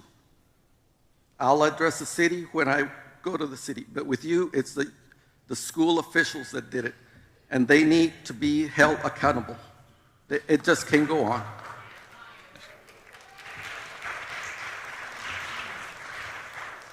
And whoever you do hire, they have to know that they're here to protect the children and the school personnel. That's a must. It's got to happen. Thank you. Yes, sir. Thank you, Mr. Diaz. Next, I have Ms. Angie Viescas.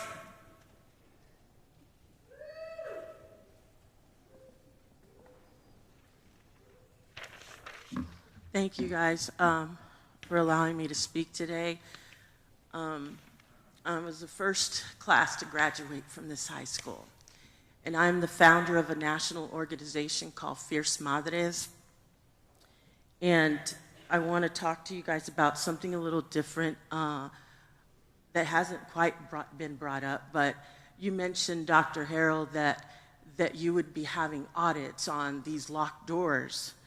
But that's not the only audit that we're going to have to request of you. We have to talk about the money and the funding. And I was watching your comments this whole evening where you told, I believe, Berlinda, when she said people have offered things for free and you turned them away because you're working with some companies. We're going to want to know those companies, if they're your friends or if they're a part of the same crew that failed this community on May 24th. I have just a couple of questions that will go fast because they just require a yes or a no. Is it true that J.J. Suarez is the person who was in charge of training Uvalde police officers on active shooter training? Is that true, yes or no? I'm not sure if he was or not. Okay. Is he also the instructor of Uvalde police when they graduate from the junior college? No, he is not the instructor, no ma'am. But he's in charge of, he's the head of the program? Did he help design it? He is a division chair, and that's Division chair. That's good enough. Thank you. The reason I was hoping he was here today, because I too, as the leader of Fierce Madres, would like to offer free active shooter training for the entire community of Uvalde, Texas, if you guys want that. I can provide that.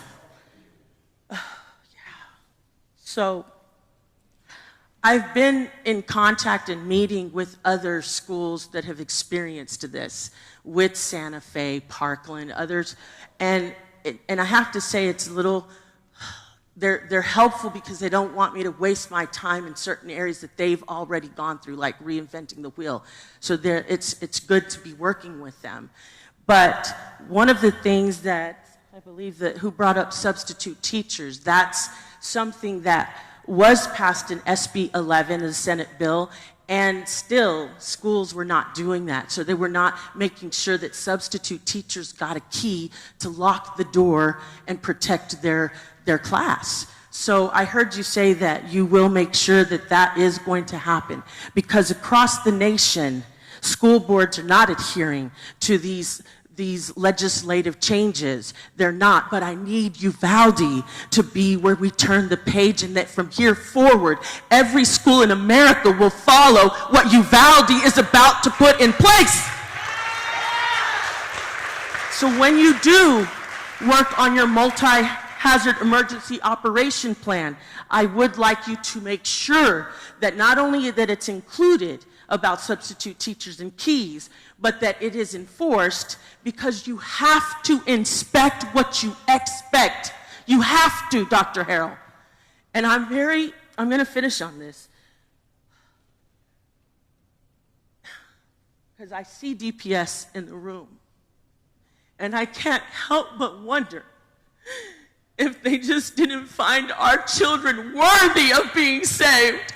I can't help but wonder because your father, the last time there was a walkout, he was in a school board meeting tiny that a conference table took up all the space, so a whole bunch of Mexican Americans had to stand along the wall, and he was more afraid of catching tuberculosis. That's what came out of his mouth, sir. So I hope that you in this generation will be better than your father.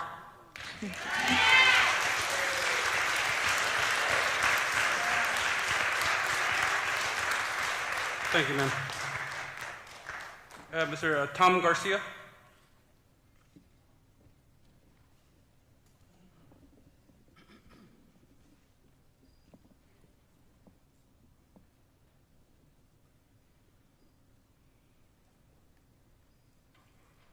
Good evening, Dr. Harold,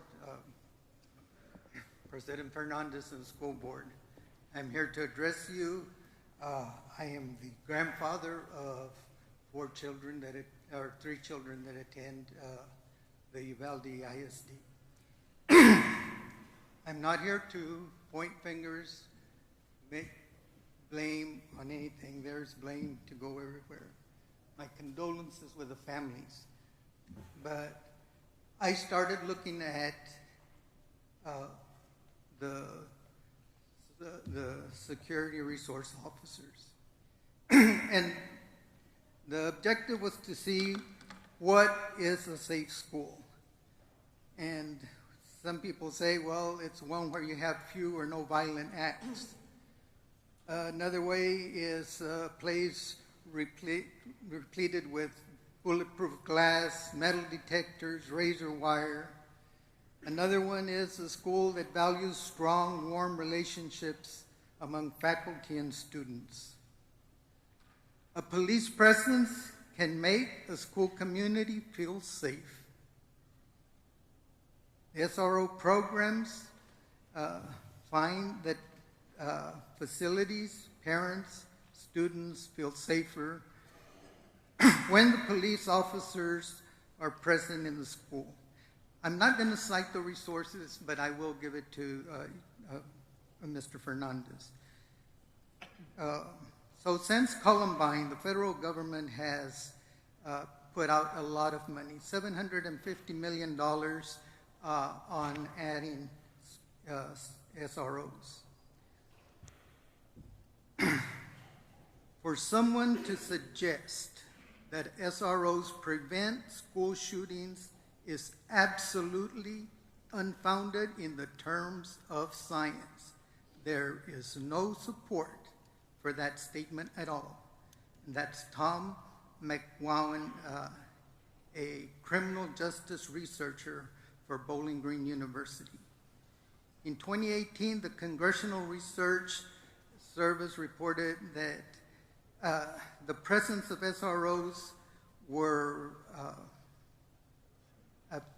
present at the school shootings, or preventing school shootings was unknown.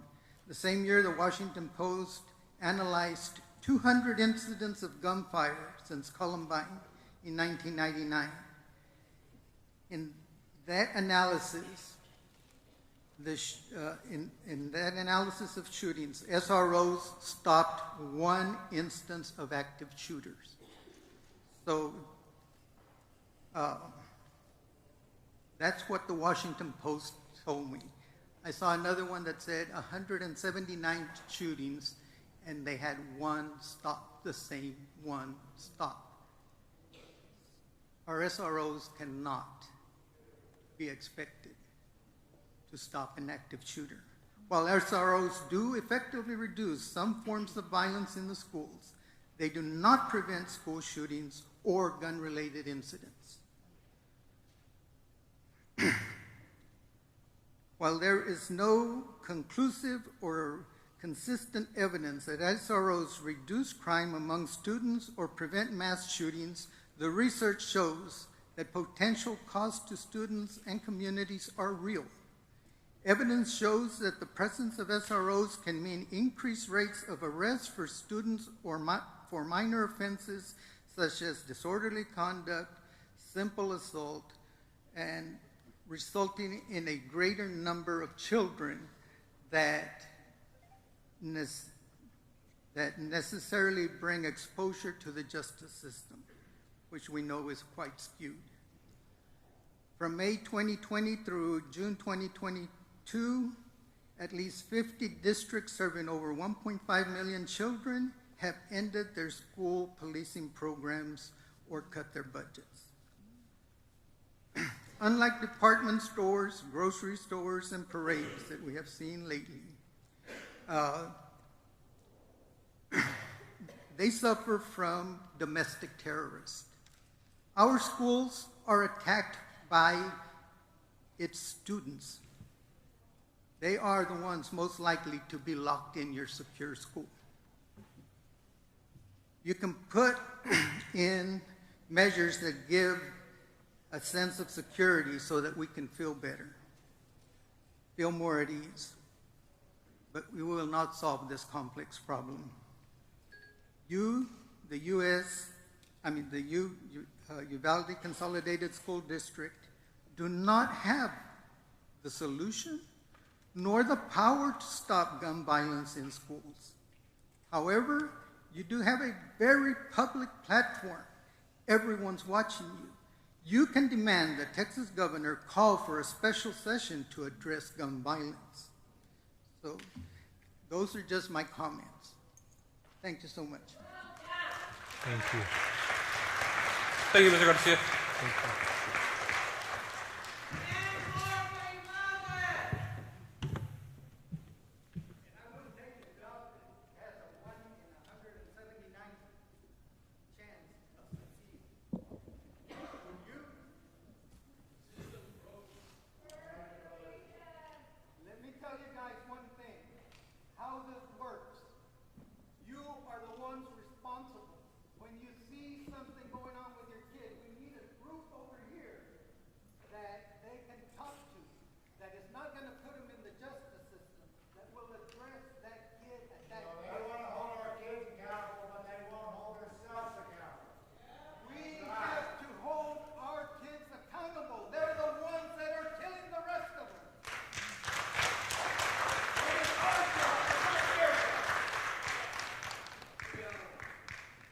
Next up, we have, thank you, Mr. Garcia, once again, appreciate it.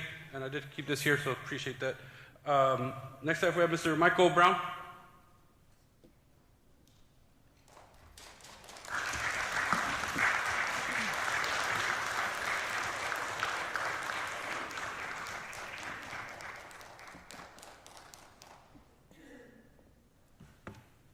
I'm going to make it simple as is true or false, or a yes or no answer. Do you think our officers that were in the schoolroom that day did their job, yes or no? No, not what I saw. So if they didn't do their job, why are we still employing them? That's the bottom line here. Y'all hold our children accountable. Do you know Uvalde's their student guideline, their code of conduct, their pledge is to the school? The student code of conduct? Yeah. Yes. And what their pledge is to the school? Do you think you're following it by allowing someone that failed our children and failed to do what was right for our children? Do you think our children should be walking that code of conduct when you don't do it yourself?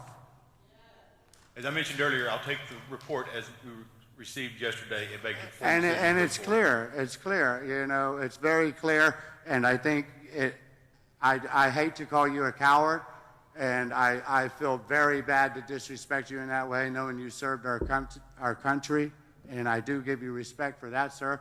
But right now, Uvalde wants you to stand up and do what's right and quit turning your head. Thank you. Thank you. Thank you, Mr. Brown.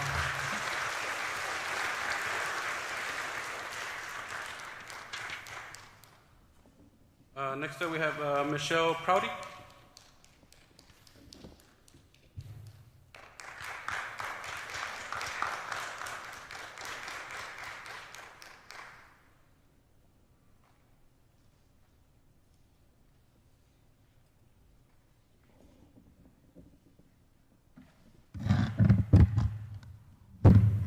Good evening. Can everybody hear me? Yes. Yes, sir. Okay, I am not a public speaker, so this is kind of a big deal for me. I would thank you for letting me speak, but let's be honest, none of us wants to be here. We're here tonight discussing school safety.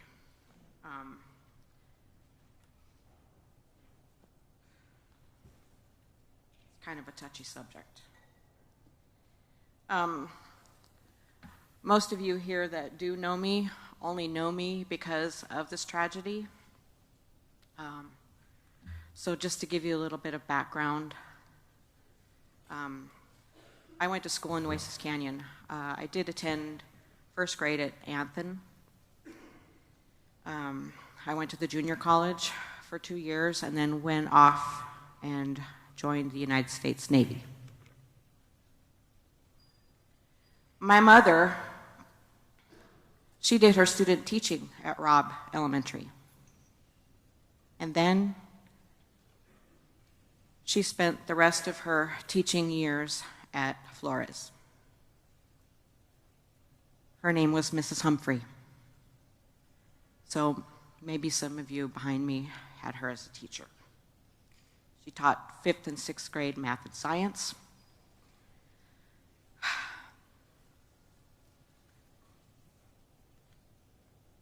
She's in her early 70s now, and she's doing well.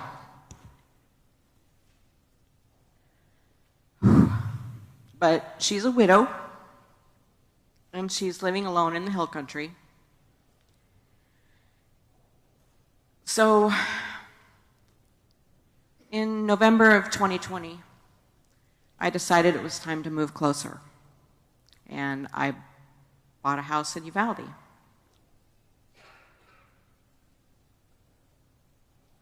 It's right next to Robb. On Old Carrizo Road. It's a very quiet street. I have very nice neighbors.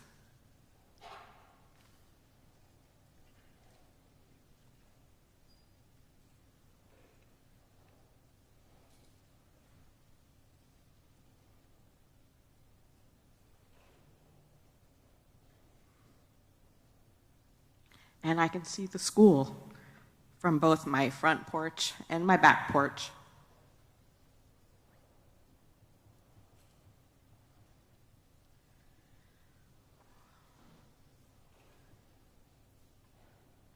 The sounds of kids playing at recess.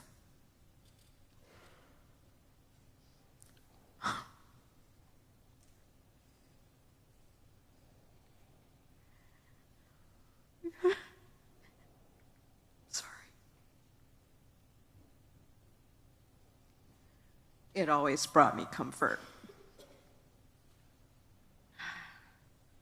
But the world stopped on May 24th.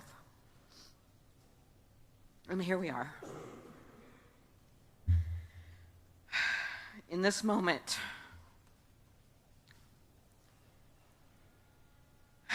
this nightmare to discuss school safety measures. We wouldn't be here if it weren't for the egregious failures that started from the very top. The school district has been failing this community for a long time, and it's caught up to you.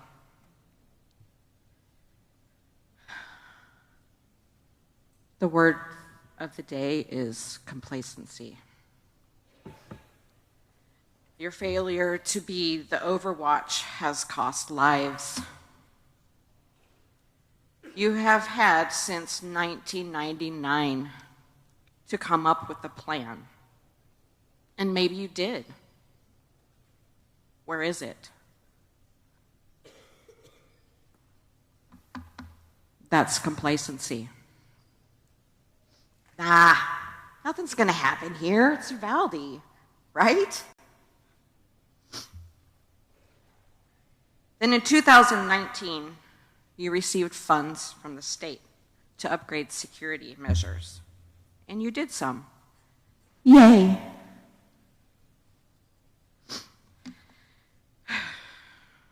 I heard someone discuss the topic of the money. So that money that the school district got in 2019, did it get spent on just security? Or because I honestly haven't looked it up to see what you got, because this has just been a nightmare from day one, and I don't have a lot of time to sit around and do a bunch of research because I shouldn't have to. I have been involved in city councils in my past and school boards because I worked at a school district in administration. And so I know how budgets work. So I'm kind of curious, that first influx in 2019, and maybe there were more grants before that, I don't know. But let's talk about the 2019. Did you use all of it, or just a percentage? And if it was just a percentage, where did the rest of it go? Maybe you only had to meet minimum requirements and reallocated some of those funds to somewhere else, like the athletics department. Maybe not, I don't know. I'm just throwing this out there, just to kind of get some minds stimulated. But it's nothing that a state audit can't find out for us. On that note, I do believe that this room is full of very angry and alert watchdogs. They're going to want receipts as you spend the donation money, etc., that's earmarked specifically for safety improvements.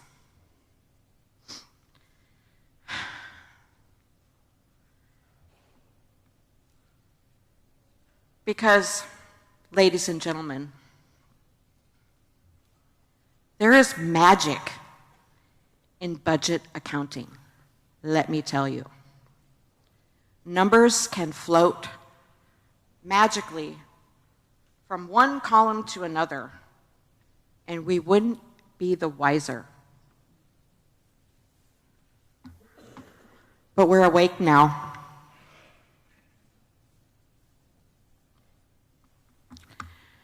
And I don't think any person in this room is going to let anything slide ever again. Okay. Moving on to the next failure. The list is long, but I'm only going to talk about two. So this second one.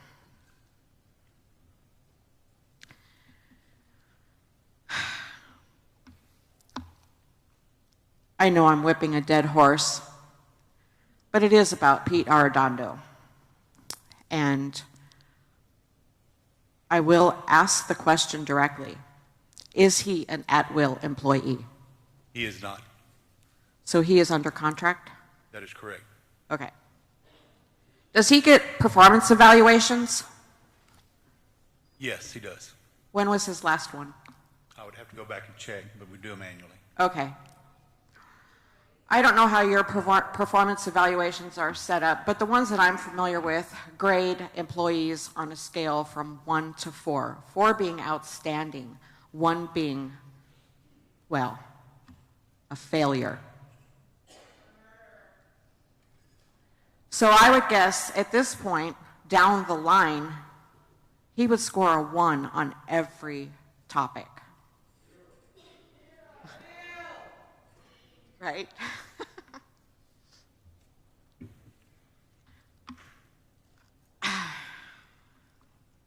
I just don't see the point in waiting.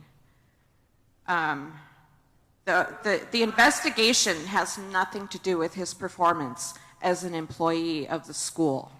He is an employee of the school, and he failed to do his most basic obligations.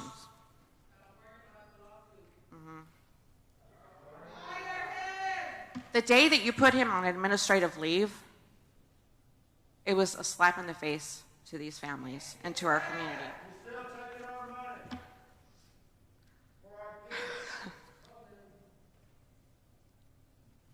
Today I looked at the Keep UCISD Safe page, and it boasts, the primary goal for Uvalde CISD Police Department is to maintain a safe and secure environment, blah, blah, blah. He failed.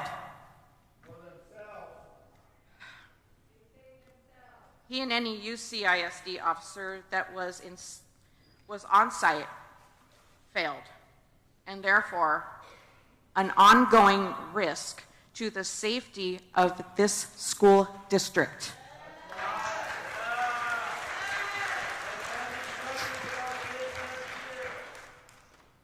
With that, I conclude.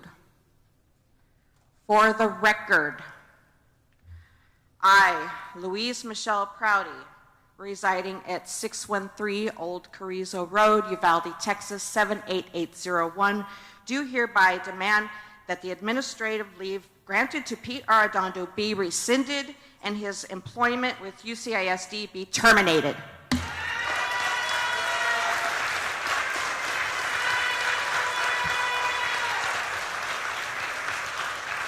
Thank you, Ms. Prouty.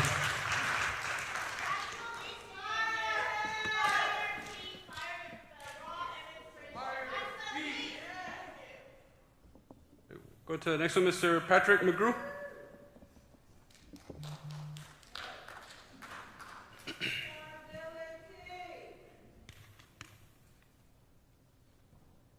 First, I want to thank you for letting me speak here today. Just have a few questions for you. If I wanted to donate $25,000 to Uvalde CISD, would you accept? Absolutely. Of course you would. If I told you a company that wanted to donate a product to help the schools be safer, would you entertain it? The answer is no. SkyPass Security has reached out to me and said, hey, Patrick, get me in touch with the Uvalde School Board. We know you. You live there. You will stand a better chance. From June the 8th through June the 12th, multiple phone calls, emails, and I had to contact 2 different police officers that I personally know to try to get in contact with someone from the Uvalde CISD. Finally, on June 15th, Kenneth Miller reached out while I was working out of state. I told him about SkyPath, and I told him what they wanted to do. He said, send me the information, and we'll talk. Well, a couple of days went by. I never heard anything from him after sending the information. So finally, I could tell he was getting irritated with my emails. He's like, yes, I will take a call. And this was on June 20th. June 22nd, SkyPass Security emailed Uvalde CISD, Kenneth Miller, or Mueller, and your IT guy. Well, here it is, July 18th, and they still have not reached out to that gentleman offering a product to your school to protect our children. I'm aware that you have rapid response, which is, it's a good product, it can be. But how did it work out on the May the 24th? The product, that SkyPath product offers different services than Raptor. but you wouldn't know because you won't even respond to a phone call or an email.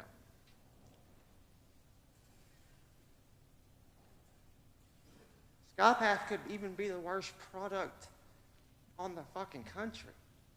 But it was free, and you won't even entertain it. The House report released yesterday and showed all the failures from the school. You, Hal, were hired to be a leader. You were hired to make sure our children get the education they're needed and to make sure our kids were safe. The schools were not safe. The locks were broken. Admin knew the locks were broken, and other things. As a leader, when your people fail, you fail. That's what leaders do. They take the blame when their people fail because, as a leader, you work as a team. You failed. I would ask you to resign, but we both know that's not going to happen.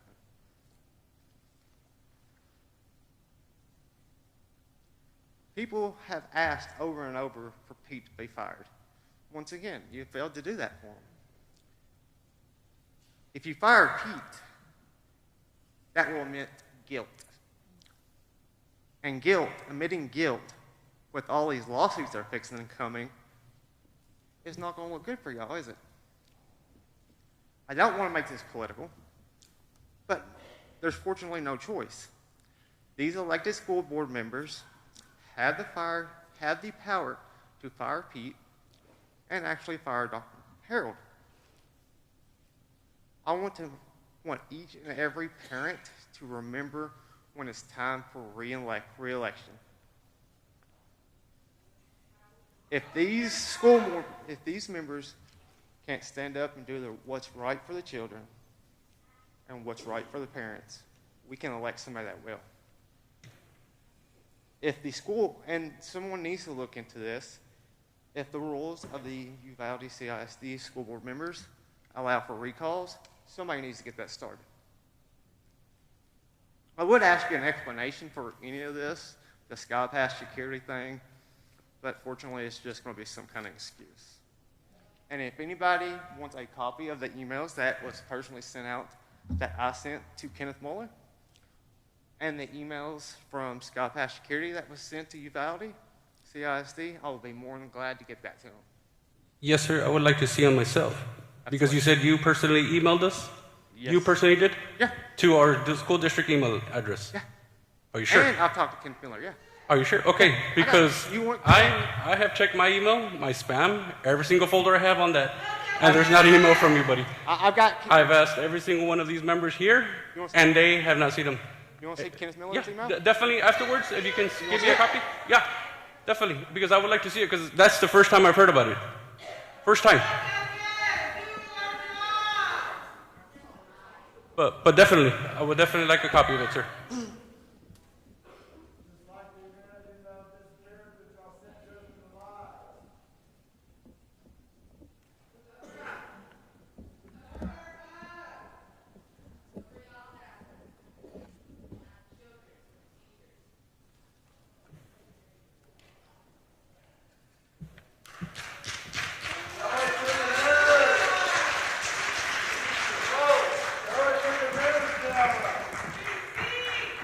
The email is addressed to Mr. Ken Miller, not to myself or the school board. No, he said he emailed us directly. Yeah, okay.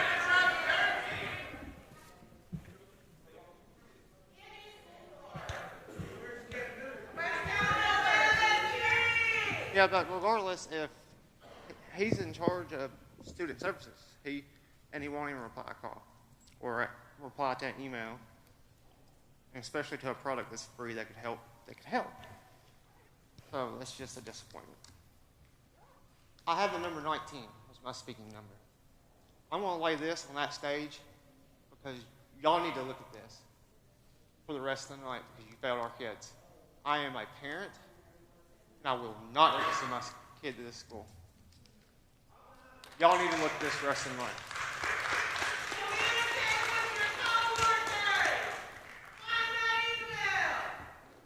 Thank you, Mr. McGriff. Appreciate it. Next up, we have Ms. Diana Olvedo Caru.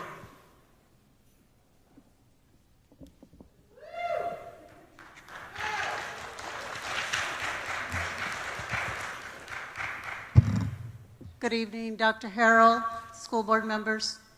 Diana Olvedo Caru, citizen of Uvalde, native of Uvalde, born and reared, student of Robb Elementary, kindergarten through 6th grade.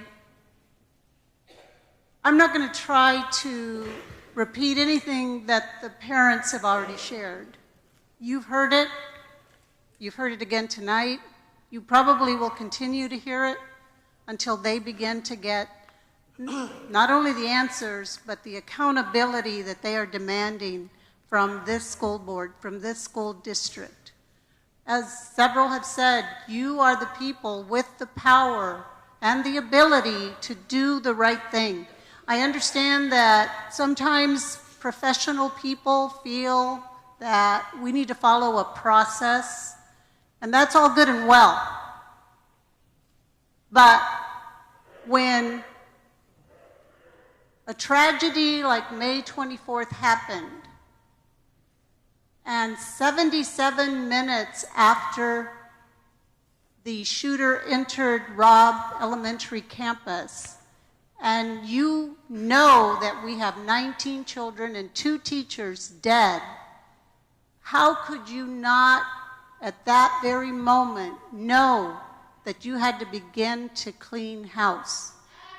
There's no excuse for doing otherwise. Actually, many of the officers there, if not all of them, but certainly those that represent the Uvalde School District, should have voluntarily laid down their badge, put down their guns, because they no longer had the honor that's deserving of that badge and the right to carry that gun. 19 children and 2 teachers dead because of their failure to act. You know, a week ago, the Uvalde County Sheriff went to the county commissioners and asked for $165,000 of tactical gear. It wasn't the gear that was the problem on May 24th. It was the lack of officer response. They had guns, they had shields, they had helmets, they had breaching equipment. They failed to act. When you look at the report that was put out yesterday by the special committee, someone earlier said, if you don't plan, you're going to fail. Well, the school district has a plan, an active shooter plan. And in that active shooter plan, Pete Arredondo himself was listed as the incident commander should such an incident occur. It occurred. And he continues to say that he was not the incident commander. He was the incident commander. He didn't do his job. There were 4 other officers from this district on site that day, 2 of them in those hallways. They failed to act, just as Mr. Arredondo failed to act. I personally don't know where your other 2 officers were in terms of site that day, but I assume that they had as much knowledge as the other 3 officers did. So when you, upon putting Pete Arredondo on administrative leave with pay, turn around and appoint Mike Hernandez as acting police chief for the district, you're adding insult to injury. He was on site. He failed to act. So you cannot be surprised when the parents in this room continue to call out for accountability, continue to even call out asking you to resign, asking you to fire these police officers, at the very least to suspend them. Multiple systemic failures, a culture of not following the rules. You have all the policies anybody could ever want. The problem is nobody follows them. And on May 24th, it cost this community 19 children's lives and 2 teachers.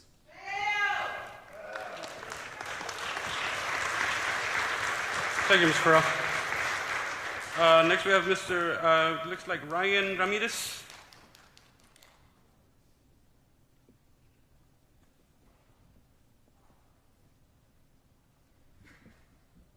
Thank you for having us up here. We got 2 things to talk about. Do y'all know anything about our mail, why it's been opened when we received it? Yes, bail was opened and checked because we also received things that were inappropriate being sent out to families. Then second, speaking on my daughter, that Alethea, she had entered bully prevention on November, and for her grade level, and the title states that kindness takes courage. On November 18th, 2021, Robb Elementary posted winners on their Facebook where Alethea had won. She was so happy because she wanted her artwork to be known, and we as parents showed her the post, and she was happy that she was getting a plaque. That never happened. And she had entered the Christmas postcard contest where she didn't win, but she would come home to us saying that there's kids being surprised in class and their postcards are being enlarged, and we're happy. My daughter, she would want us to fight to make this happen. My daughter is Alethea Ramirez. I think bully prevention should be shown more than Christmas cards. I don't know if this killer was a bully, but she was killed by a bully. To make something happen, please. Yes, sir. Thank you, Ryan.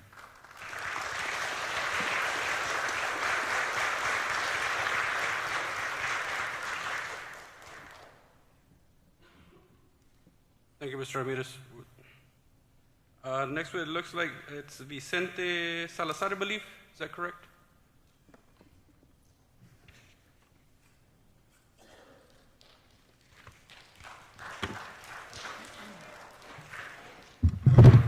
All right. I am the grandfather of Layla Salazar, and I want everybody to understand this. Your system failed these families. Your closed sessions that you talk about didn't save our children. What we need to do now is put families in your sessions so we know what's going on, and the way you're spending your money for the security of our children. We pay over 40% of the city budget for the school and for the police, and you hired trash. That's not right. I lost a loved one right here, my only granddaughter. I can hold myself together now because I've done my crying. Now it's time to do my fighting. And you have seen me in the papers, and you will see me in the papers a lot more, because this isn't the end. This is just the beginning of a war that you guys created for our children. I can't see how any of you can sit up there and act like it wasn't my fault. It wasn't their fault. Whose fault was it? And really, more that pissed me off more is the guy in the corner, when I asked him if there were any children hurt, he said no children were hurt. No children were hurt. That's what the man in the corner, and I can call him a liar to his face. because he told us no children were hurt. And here's 19 lives and 2 damn teachers that got killed, but nobody was hurt, right? Isn't that what you told me? No, sir, I never said that because we You didn't know sure the did. facts. Don't tell me you didn't. I didn't, sir. Hey, No. you're talking to the wrong person, buddy. I know how to hold my ground. If you want to hide behind whatever you got, your committee or whatever the hell you want to call this, that's your goddamn problem. But don't mess with me. I got my balls. I don't hide behind nobody. As long as you understand that, this committee is gonna, when you guys go back, you're gonna elect people, but decent people that can know what's going on with your so-called behind closed door meetings, because that's bullshit. Thank you.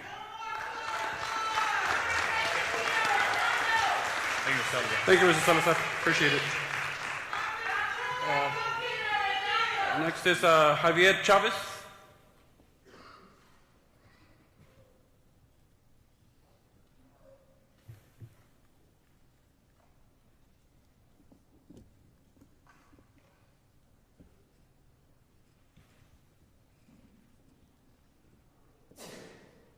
Bless you. Hello, how's it going? I just want to introduce myself. My name's Javier Chavez. I'm a cousin to A. Marie and Alfred Garza. And I'm here speaking on my own behalf and trying to word, his opinion and his voice as well. I'm just going to take that out. First of all, my question, I know I might be out of line here, Mr. Harrell, but if you don't mind answering it, how old was your father when you laid him to rest? My father was 85. Exactly, so I'm assuming he had a very long, fruitful life, did he not? Yes. Well, these children were robbed of that. So what are you going to do to try to correct that? You have an opportunity to change the legacy of your father in your name. I used to think that you were such a prestigious, well-spoken, respectful man. And every day that I watch everything and I see that what my family and friends and everyone goes through, and every day I lose that much more respect for you and your family and your name and your father. And I'm sorry, I hope he's resting in peace. But these children were robbed of what you had, what your father had, what your mother and your wife and probably what your children had. They were robbed of that. They were taking that away from them. And now a lot of these children that survived, one of my nieces included, are afraid to go back to school. They're terrified to go back. They don't want to. They don't trust anyone. They barely even trust their parents, I'm assuming, at this point, because their parents every day told them that that's the safest place in the world. And we've always been brought up to believe that. Every day in school, I never once feared for my life. I was never afraid of anything when I was at school because I knew that if I had a problem or if something was wrong, I could ask y'all for help and y'all would correct it and y'all would help me. Now we lost all that. All that's gone. And at the moment, you have an opportunity to correct that and to try to gain some of the trust. You're not going to gain it all. I could tell you that right now. That's a God-honest truth. You're not going to gain all their trust back, not any of the community. But you have an opportunity to try to correct it and work towards that by getting rid of Pete. It's so simple. It's so easy. And I know maybe there's a lot of forms that you need to fill out, a lot of things that you need to do, but why not do it? You've had it. We're coming up on 2 months already. We're coming up on 2 months, and y'all have still not done nothing. There's families here that their lights getting shut off and whatnot, and they have to worry about how they're going to make ends meet. One of the fathers had to lay his child to rest and go to work later that day. Why are they not getting help? Why are they not getting assistance? But this guy who's not worth anything, not worth the scum on my shoe, he's getting assistance. He's getting security. He's getting peace of mind. Where's their peace of mind? Where's their security? Where's their help? So I'll give you an opportunity to answer.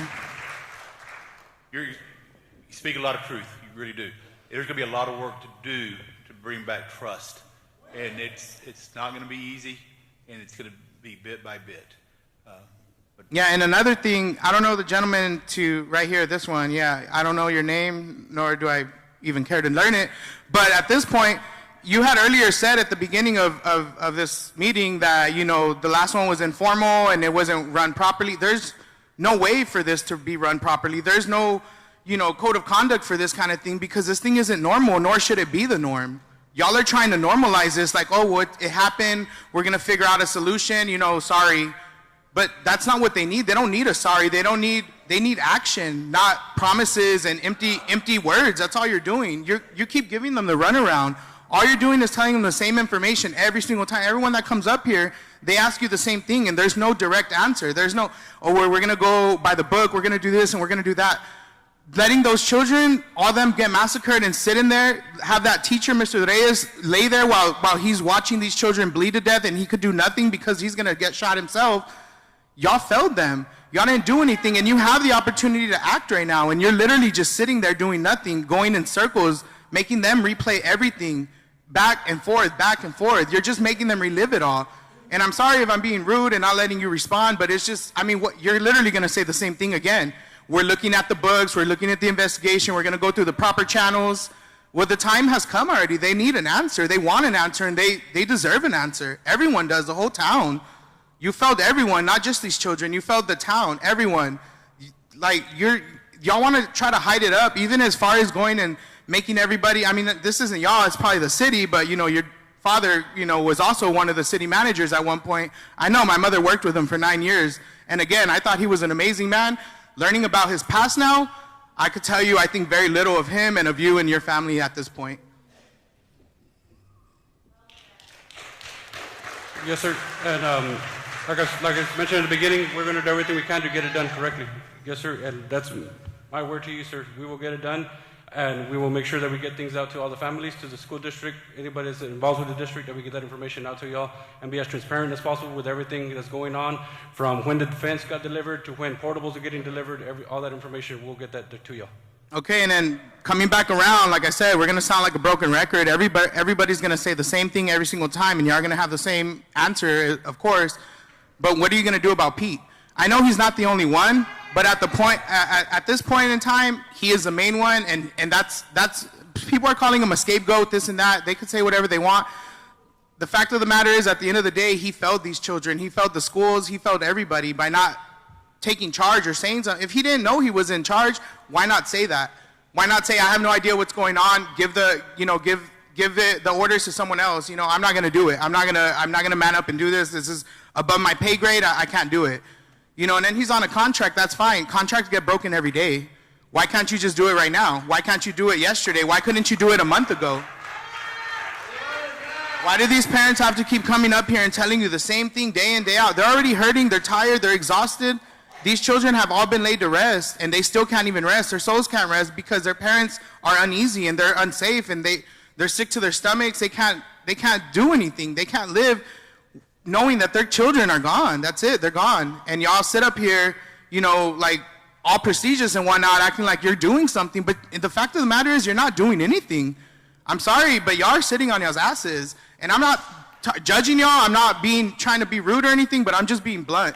Because this is something bad that happened. This isn't something that's normal. It's not like someone broke a window at school, okay? Like, these children were murdered. They were massacred. It wasn't an accident. It was intentional. This guy went in there and did what he did. And y'all stand there and act like, okay, well, it was an accident. Sorry, guys, we're going to figure out what happened. And I understand that. But is it really going to take this long? At this point, they're probably going to finish the investigation before you figure out what to do with Pete or what to do with yourself. And like they keep saying, either stand up or stand down. Because at this point, you're just sitting there.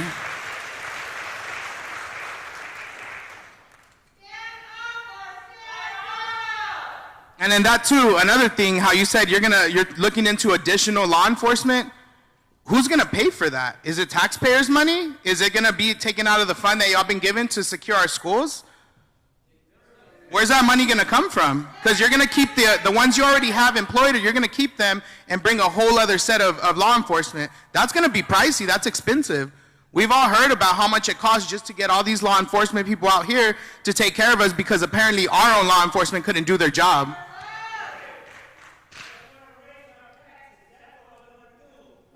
And how is that gonna help the people? How is that gonna help anyone raising taxes and causing more, you know, turmoil in the community? That's all you're doing.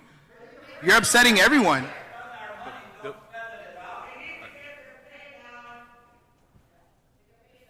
There'll be grant money that we'll use to pay Okay, so why wasn't that grant money used before? Is it just we had to have a tragedy like this in order for y'all to realize, okay, the safety of our children is really important?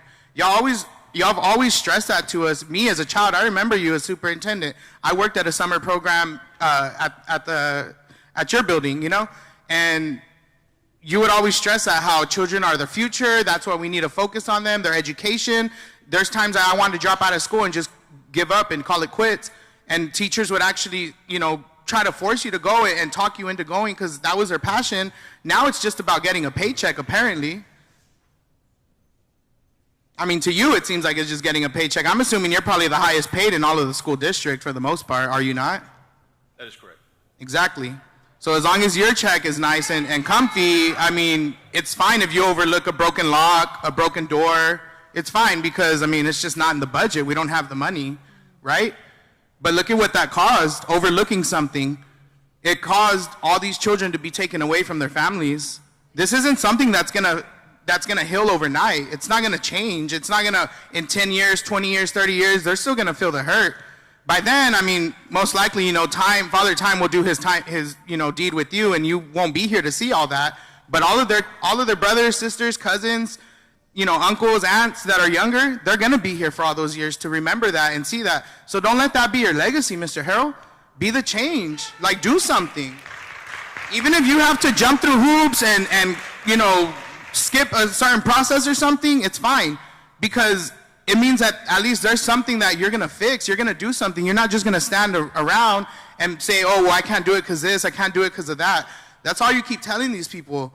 Like, I've sat back there listening to everything, and it's literally, y'all are just a broken record, just the same as them. Like, would they want Pete fired, they want him fired. Maybe it's not that easy, but in the end of the day, it is.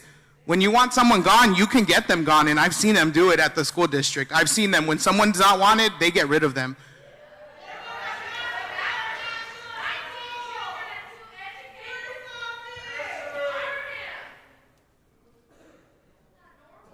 Yeah, and I'm sorry I'm not addressing any of the other of y'all because I really don't know who y'all are. And again, like I said, there's really no point in me even learning y'all's names because I wasn't planning on speaking today, but just seeing everything, getting enraged and, you know, frustrated, I decided at the end, yeah, maybe I can go and voice my opinion. I didn't have anything ready to go, but honestly, you don't need anything because everything's right there in front of you.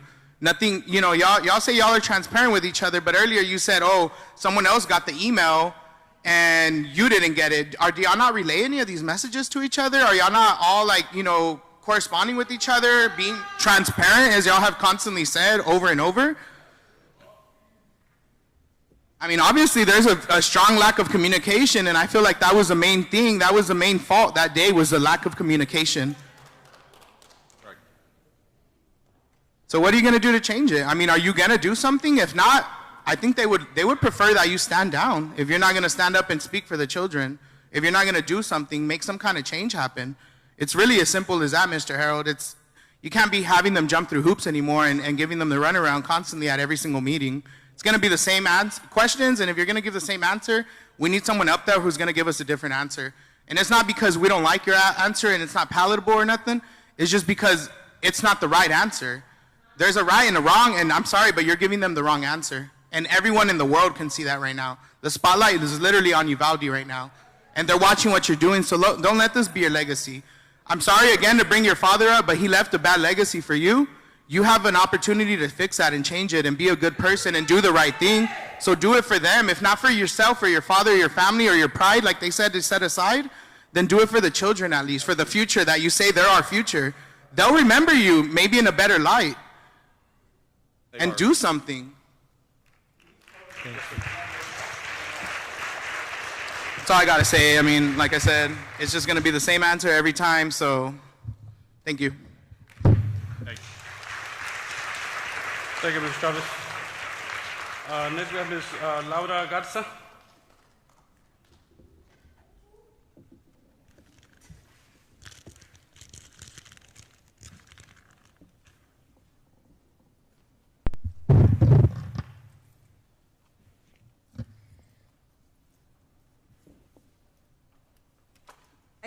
I come to you today as many things, a parent of 5 children, 4 of which are in your district. an aunt to one of the children lost in this tragedy, and as just a human being. I didn't know if I wanted to write something down or if I wanted to just speak from my heart if given the chance.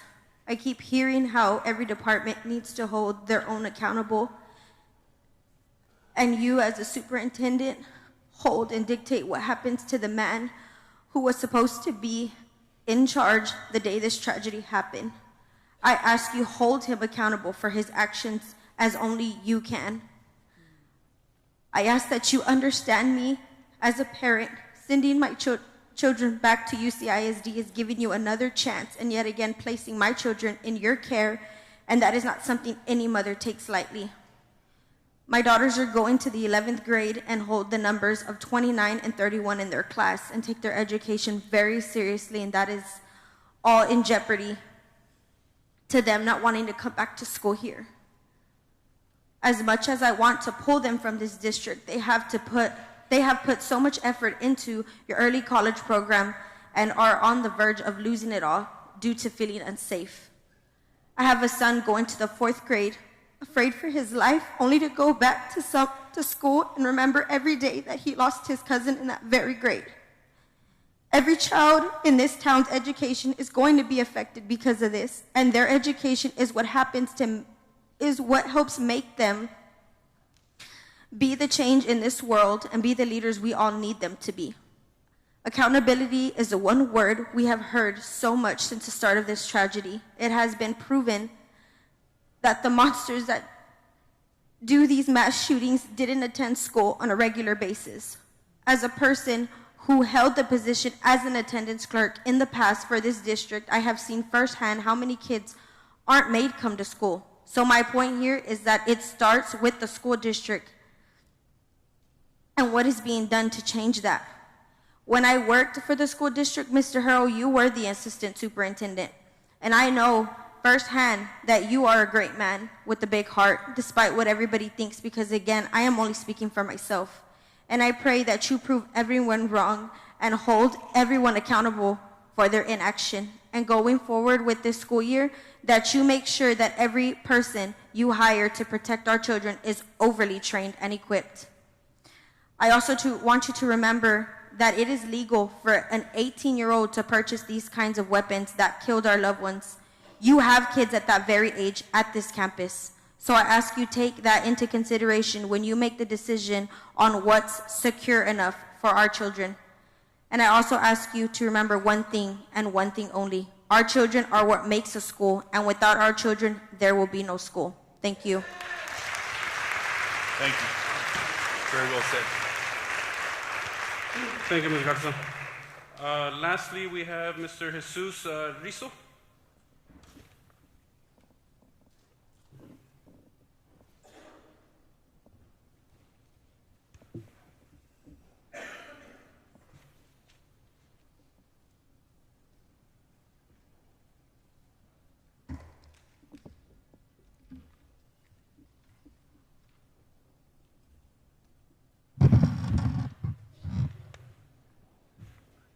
Thank you.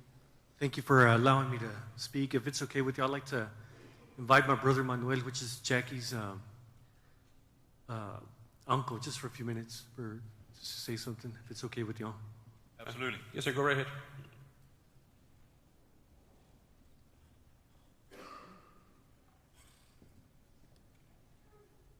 Hello, I'm Manuel Rizzo. I'm Jackie's uncle, as you heard. You can relax for a little bit. I'm a little nicer than the rest of these moms here and speakers that I've heard here today. But I have something important to say about the Raptor system that's required by the school policy. It sounds like a really fierce system that we have in place, but it's yet named after an extinct animal, a dinosaur. This system was designed to alert staff members of multiple situations, such as the one that failed and took the life of my niece. UCISD approved the recent installation of the Emergency Management Alert System in just October of 2021. I'm sure you board members received a comprehensive contract indicating all options available and those and selected those, as well as who made the recommendation to purchase the final equipment?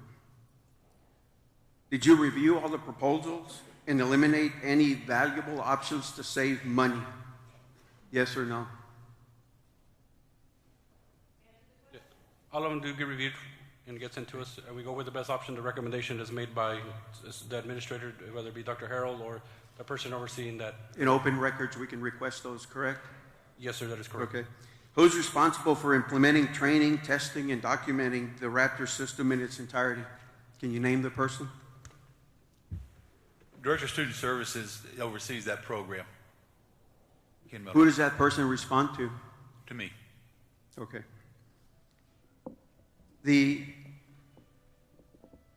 I know a particular case where a teacher did not get added to the Raptor system when she or he was hired in 2019. They were finally added in 2022.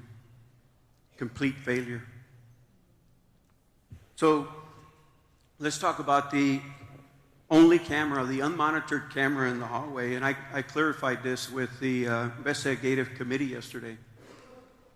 This single camera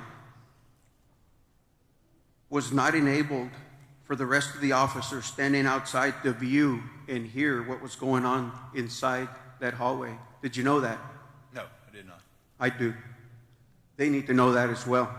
Now, maybe if we would have given them the opportunity to view it and hear what was going on, maybe some of those 300 standing outside would have had the courage to walk inside that hallway, inside that classroom. Don't you agree?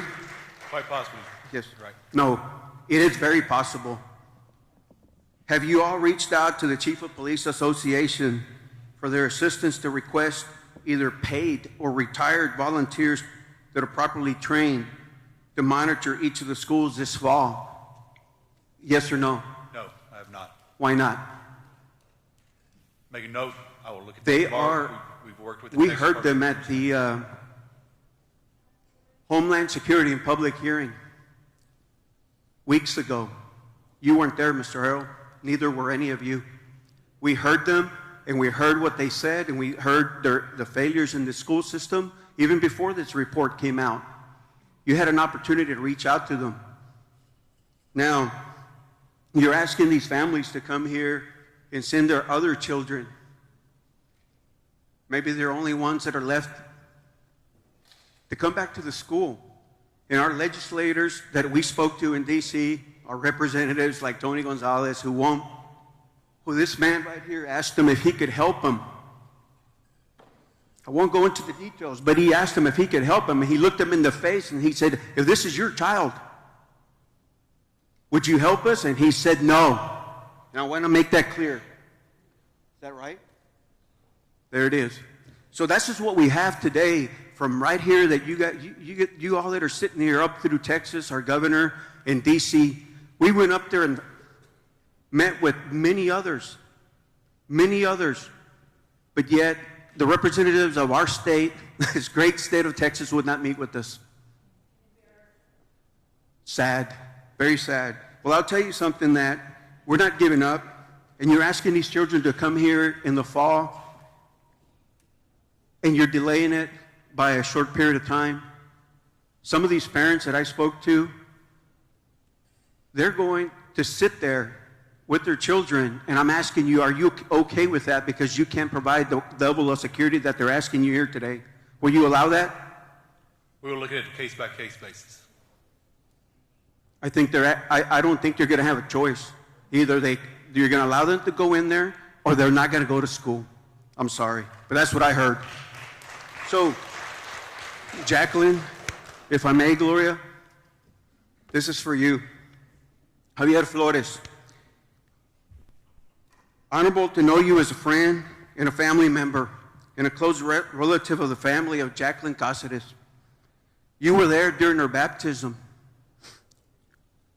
You are from our hometown, our home community, although you've been supportive, and you have been, but we're asking you for one thing, just like we've asked our politicians. In front of these families, I'd like for you to tell us, will you be a Judas, a politician who doesn't want to represent us properly, like the ones we have in Texas, or will you stand with the family and the victims and do what is right? Yes or no? Yes. Yes or no? Yes. Thank you. Harold, what I've heard here today, I've heard again and again, because you don't do as they ask, as we ask. But I think it's really simple. It really is. And more today, I've heard here today. Why don't you do what is right and let someone come in and take control and responsibility? Thank you. Thank you.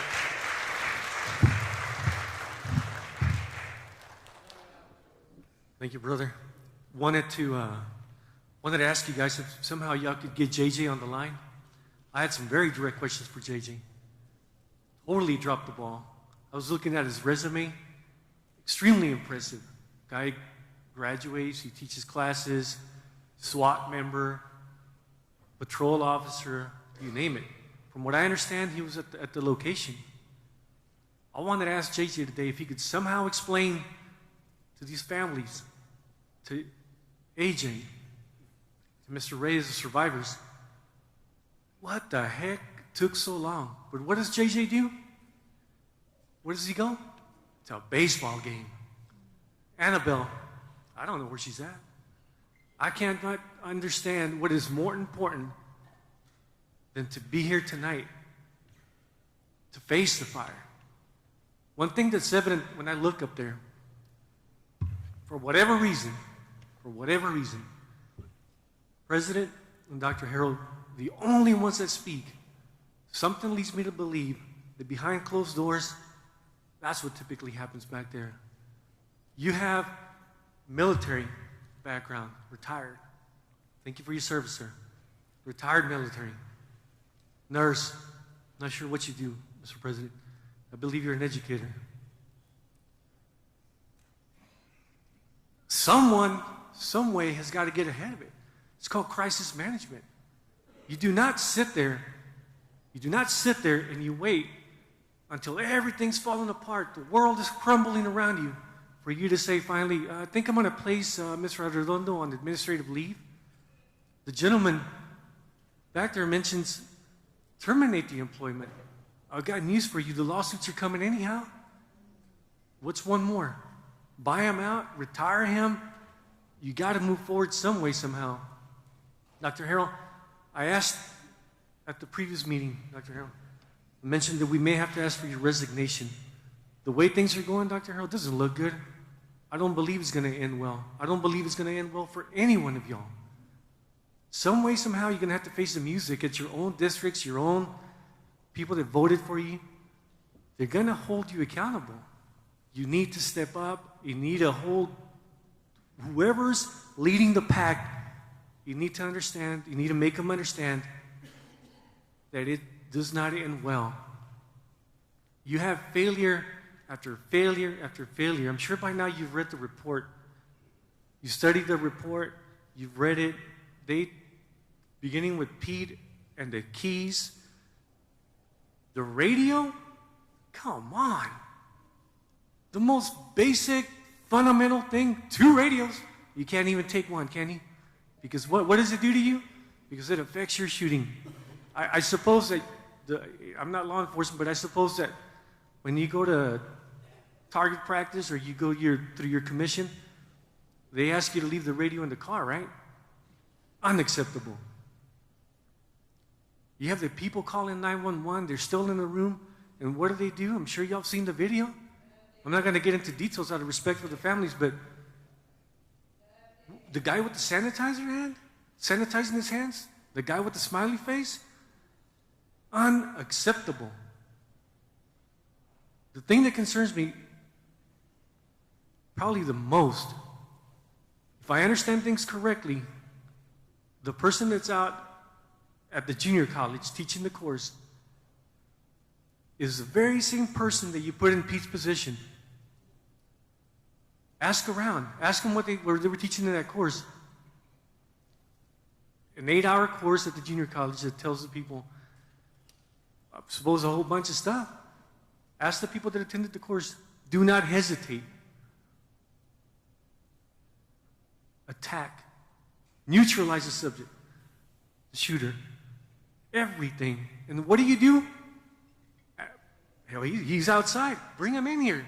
Ask him if he was there. Maybe I'm wrong. If I'm wrong, then I apologize to him. Ask him, were you there and were you teaching the course? Were you at Rob? But why would you appoint him to take Pete's job? You totally, it's a slap in the face to the thing. The other people that are there, your other officers that are, why are they still on payroll? Suspend them. Bring in, fire him, hire somebody, an external agent, somebody from somewhere to come in and revamp your organization.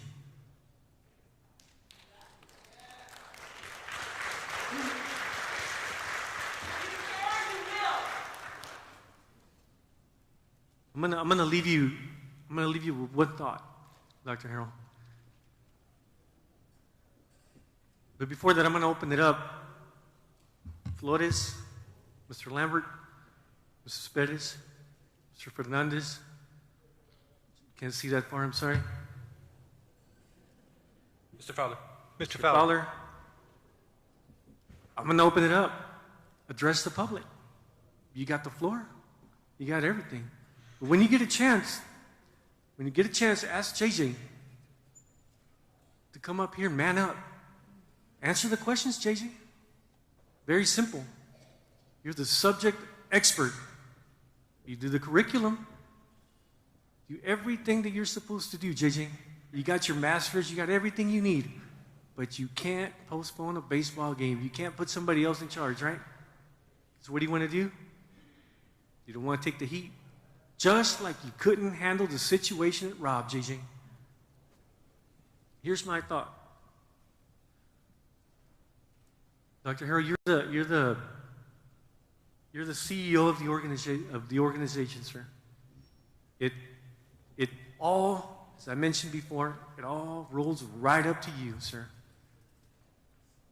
You need to ask yourself a question: is it best for me to step down, to step aside for the better of the community? And if the question dictates that it is, then so be it, sir. Maybe that is the best legacy you can leave behind, sir.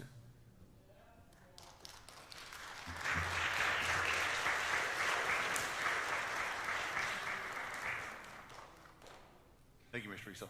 Appreciate it, Mr. Rizzo. Excuse me, and again, the floor is open for the rest of the board. I know Mr. Rizzo was the last one, but I need to ask a couple of questions. Can you first clarify, what is Benson used for on a normal basis?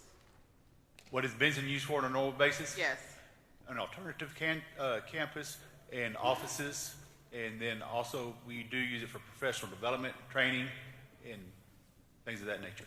So so now it's going to turn into 3rd and 4th grade campus, correct? Yes, ma'am. Okay. So you can guarantee everybody here and make it publicly known that with the funds, a new school will be built for the children and not a new office for Uvalde CISD. Absolutely. It's for our kids.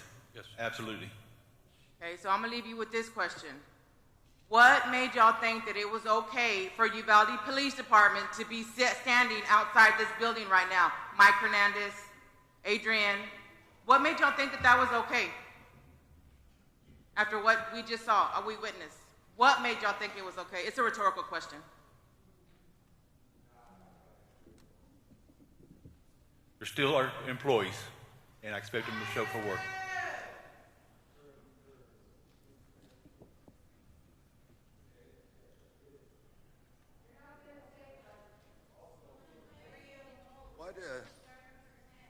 This quote right here, it says Uvalde CISD, it says loyal and true, correct? Yes, sir. Are y'all loyal and true to us and our kids, or to Pete and the other officers? Who are you loyal and true to, is what I want to know. No, answer. Yeah, students and parents. And students, parents, and staff, absolutely. Everyone that... So why the hell does Pete still have his job? Loyal and true my ass.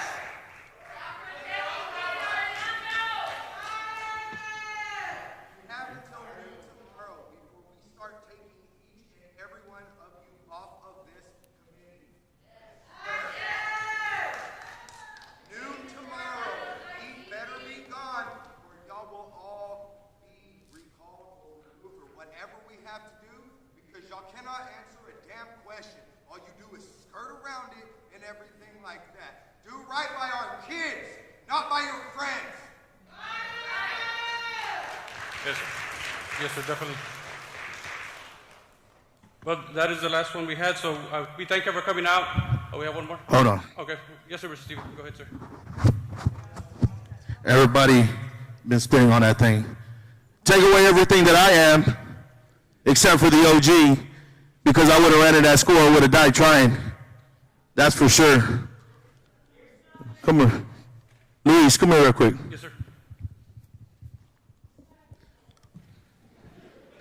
No, because this is the only person out of this whole group who contacted me to give their condolences. Thank you. But I want you to look at my daughter. And I want one thing. I want one thing for my daughter and all of these that we've lost, and that's accountability. That's all I'm asking for. I'm as pissed off as everybody in this room, but I'm composed. That's what I'm asking of you and everybody up here.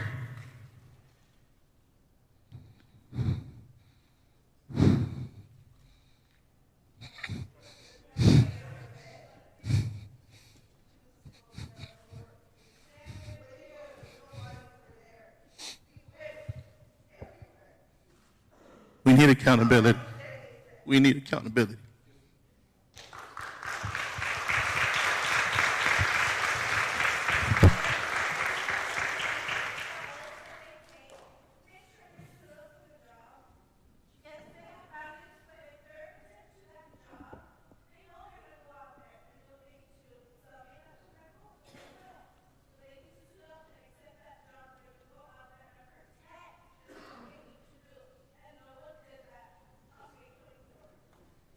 Yes, ma'am. I just wanted to say I appreciate you guys for turning off the timers. Your last meeting was a disaster. I couldn't believe it. I watched it. Turning off the timer is very important. It's very important for these people to talk to you, and it's very important for you to listen. All of you are elected up there. None of you have talked. You need to talk to these people. You need to answer. Butt in. Don't let them take all the answers. Butt in. You can answer. That's good for you. They want to hear that. Last, once a month a meeting is not adequate anymore. You guys need to meet either every week or every 2 weeks and listen to these people. Open mic, no timers, listen to them. And then you answer them what you're doing. How are you changing things? What are you doing? They need to know every week. And that's all I've got. Thank you, Chip. Thank you, Chip.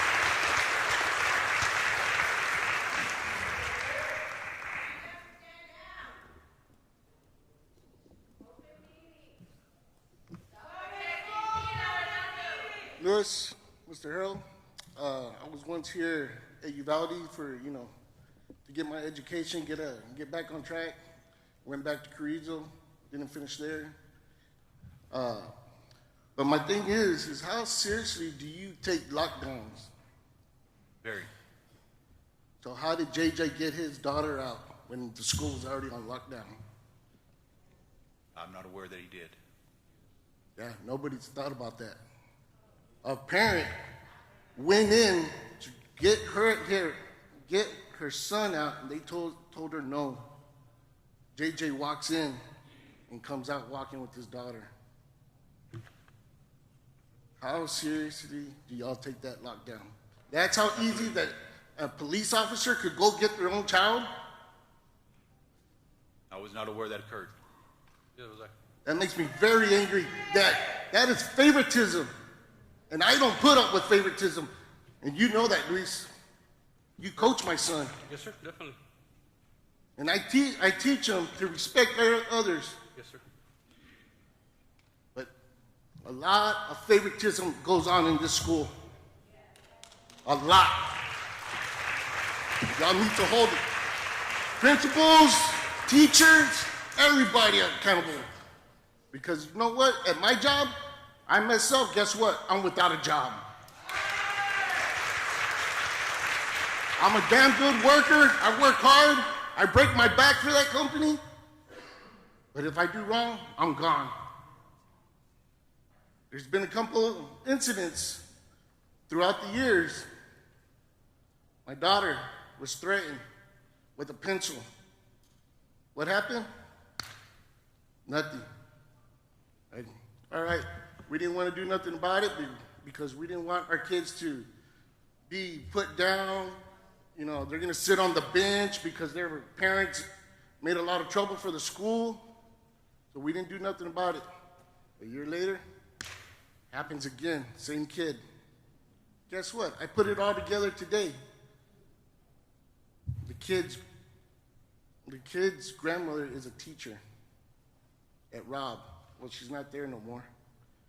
But that's why. A couple of years later, my son is at Rob playing at the end of the school day, tells my wife that he was scared to talk to her because a kid showed him a gun. So my wife had to turn back around and go let the principal know. They got it all squared away. Guess what? It was a loaded gun.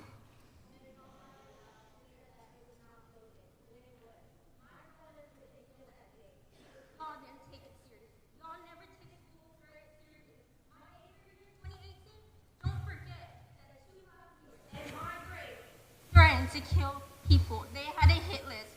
And y'all known about it all this time because they threatened to kill us our graduation year. Y'all known about this. So y'all should have been high at risk. Because the school has too much pride to put somebody down and they don't want to show their true colors. You know what? If my kid does wrong, they do wrong. They go to jail. You gotta hold everybody to the T. Right? If I were to go and say, hold a pencil to this man right now, you think I have all these officers on me? And what would I be charged with? An assault.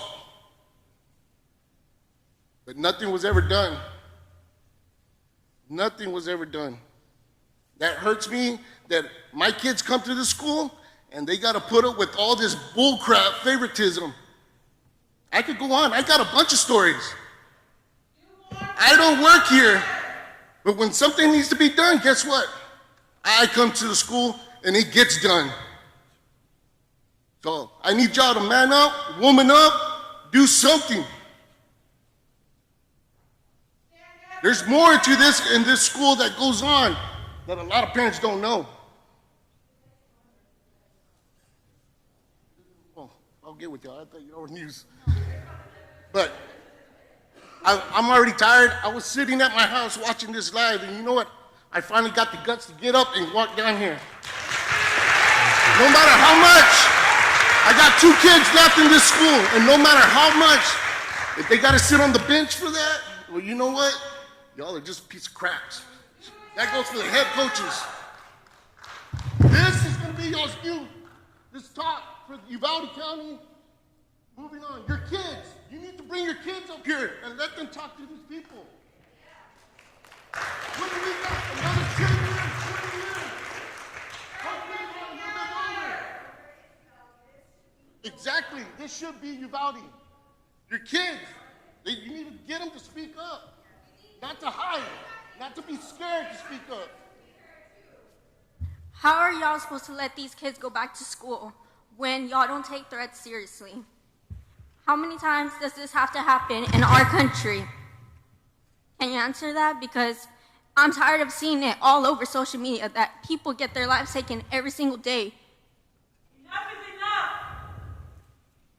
Y'all need to put those fences, y'all need cameras, and make schools secure because how are y'all supposed to expect these kids to come back when they don't feel safe? School is supposed to be a safe place, and it's not. And that day of the massacre, my brother was at the high school. And he was in his classroom for 4 hours. And he had to go to the restroom, and the teacher was going to let him go to the restroom when SWAT walked in. If it was a school shooter, my brother would be dead today. Because when y'all were on lockdown, nobody should be going outside to use the restroom. They should be secure in the classroom. And for a teacher to be letting my brother go to the restroom, he would have been dead. Just like every cop knows, any little movement that person makes, is possibly shot, dead. So that teacher was going to let my son go out to use the restroom. And luckily, when the squad came in, I don't know what he did or what, but luckily he wasn't shot. Because it could have been a bad day for me. I'm sorry, but it would have been a bad day for me. And he's just a quiet person that minds his own business and likes to do skating and pole vaulting. And that's all he cares about in his school. He plays basketball. So y'all need to start holding the teachers accountable. That's why teachers leave, because there's so much favoritism. Hey, you know what? If you got to fire a teacher and they get mad at you, that's okay. You did the right thing.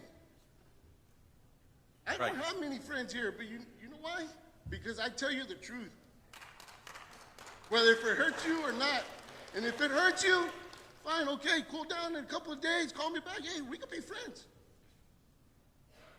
But it's better for me to hear the truth from anybody else or me coming to you. Right. So, thank you. But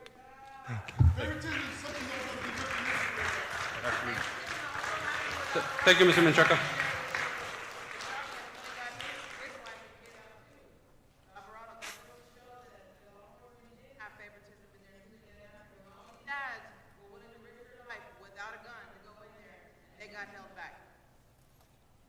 Yes, ma'am.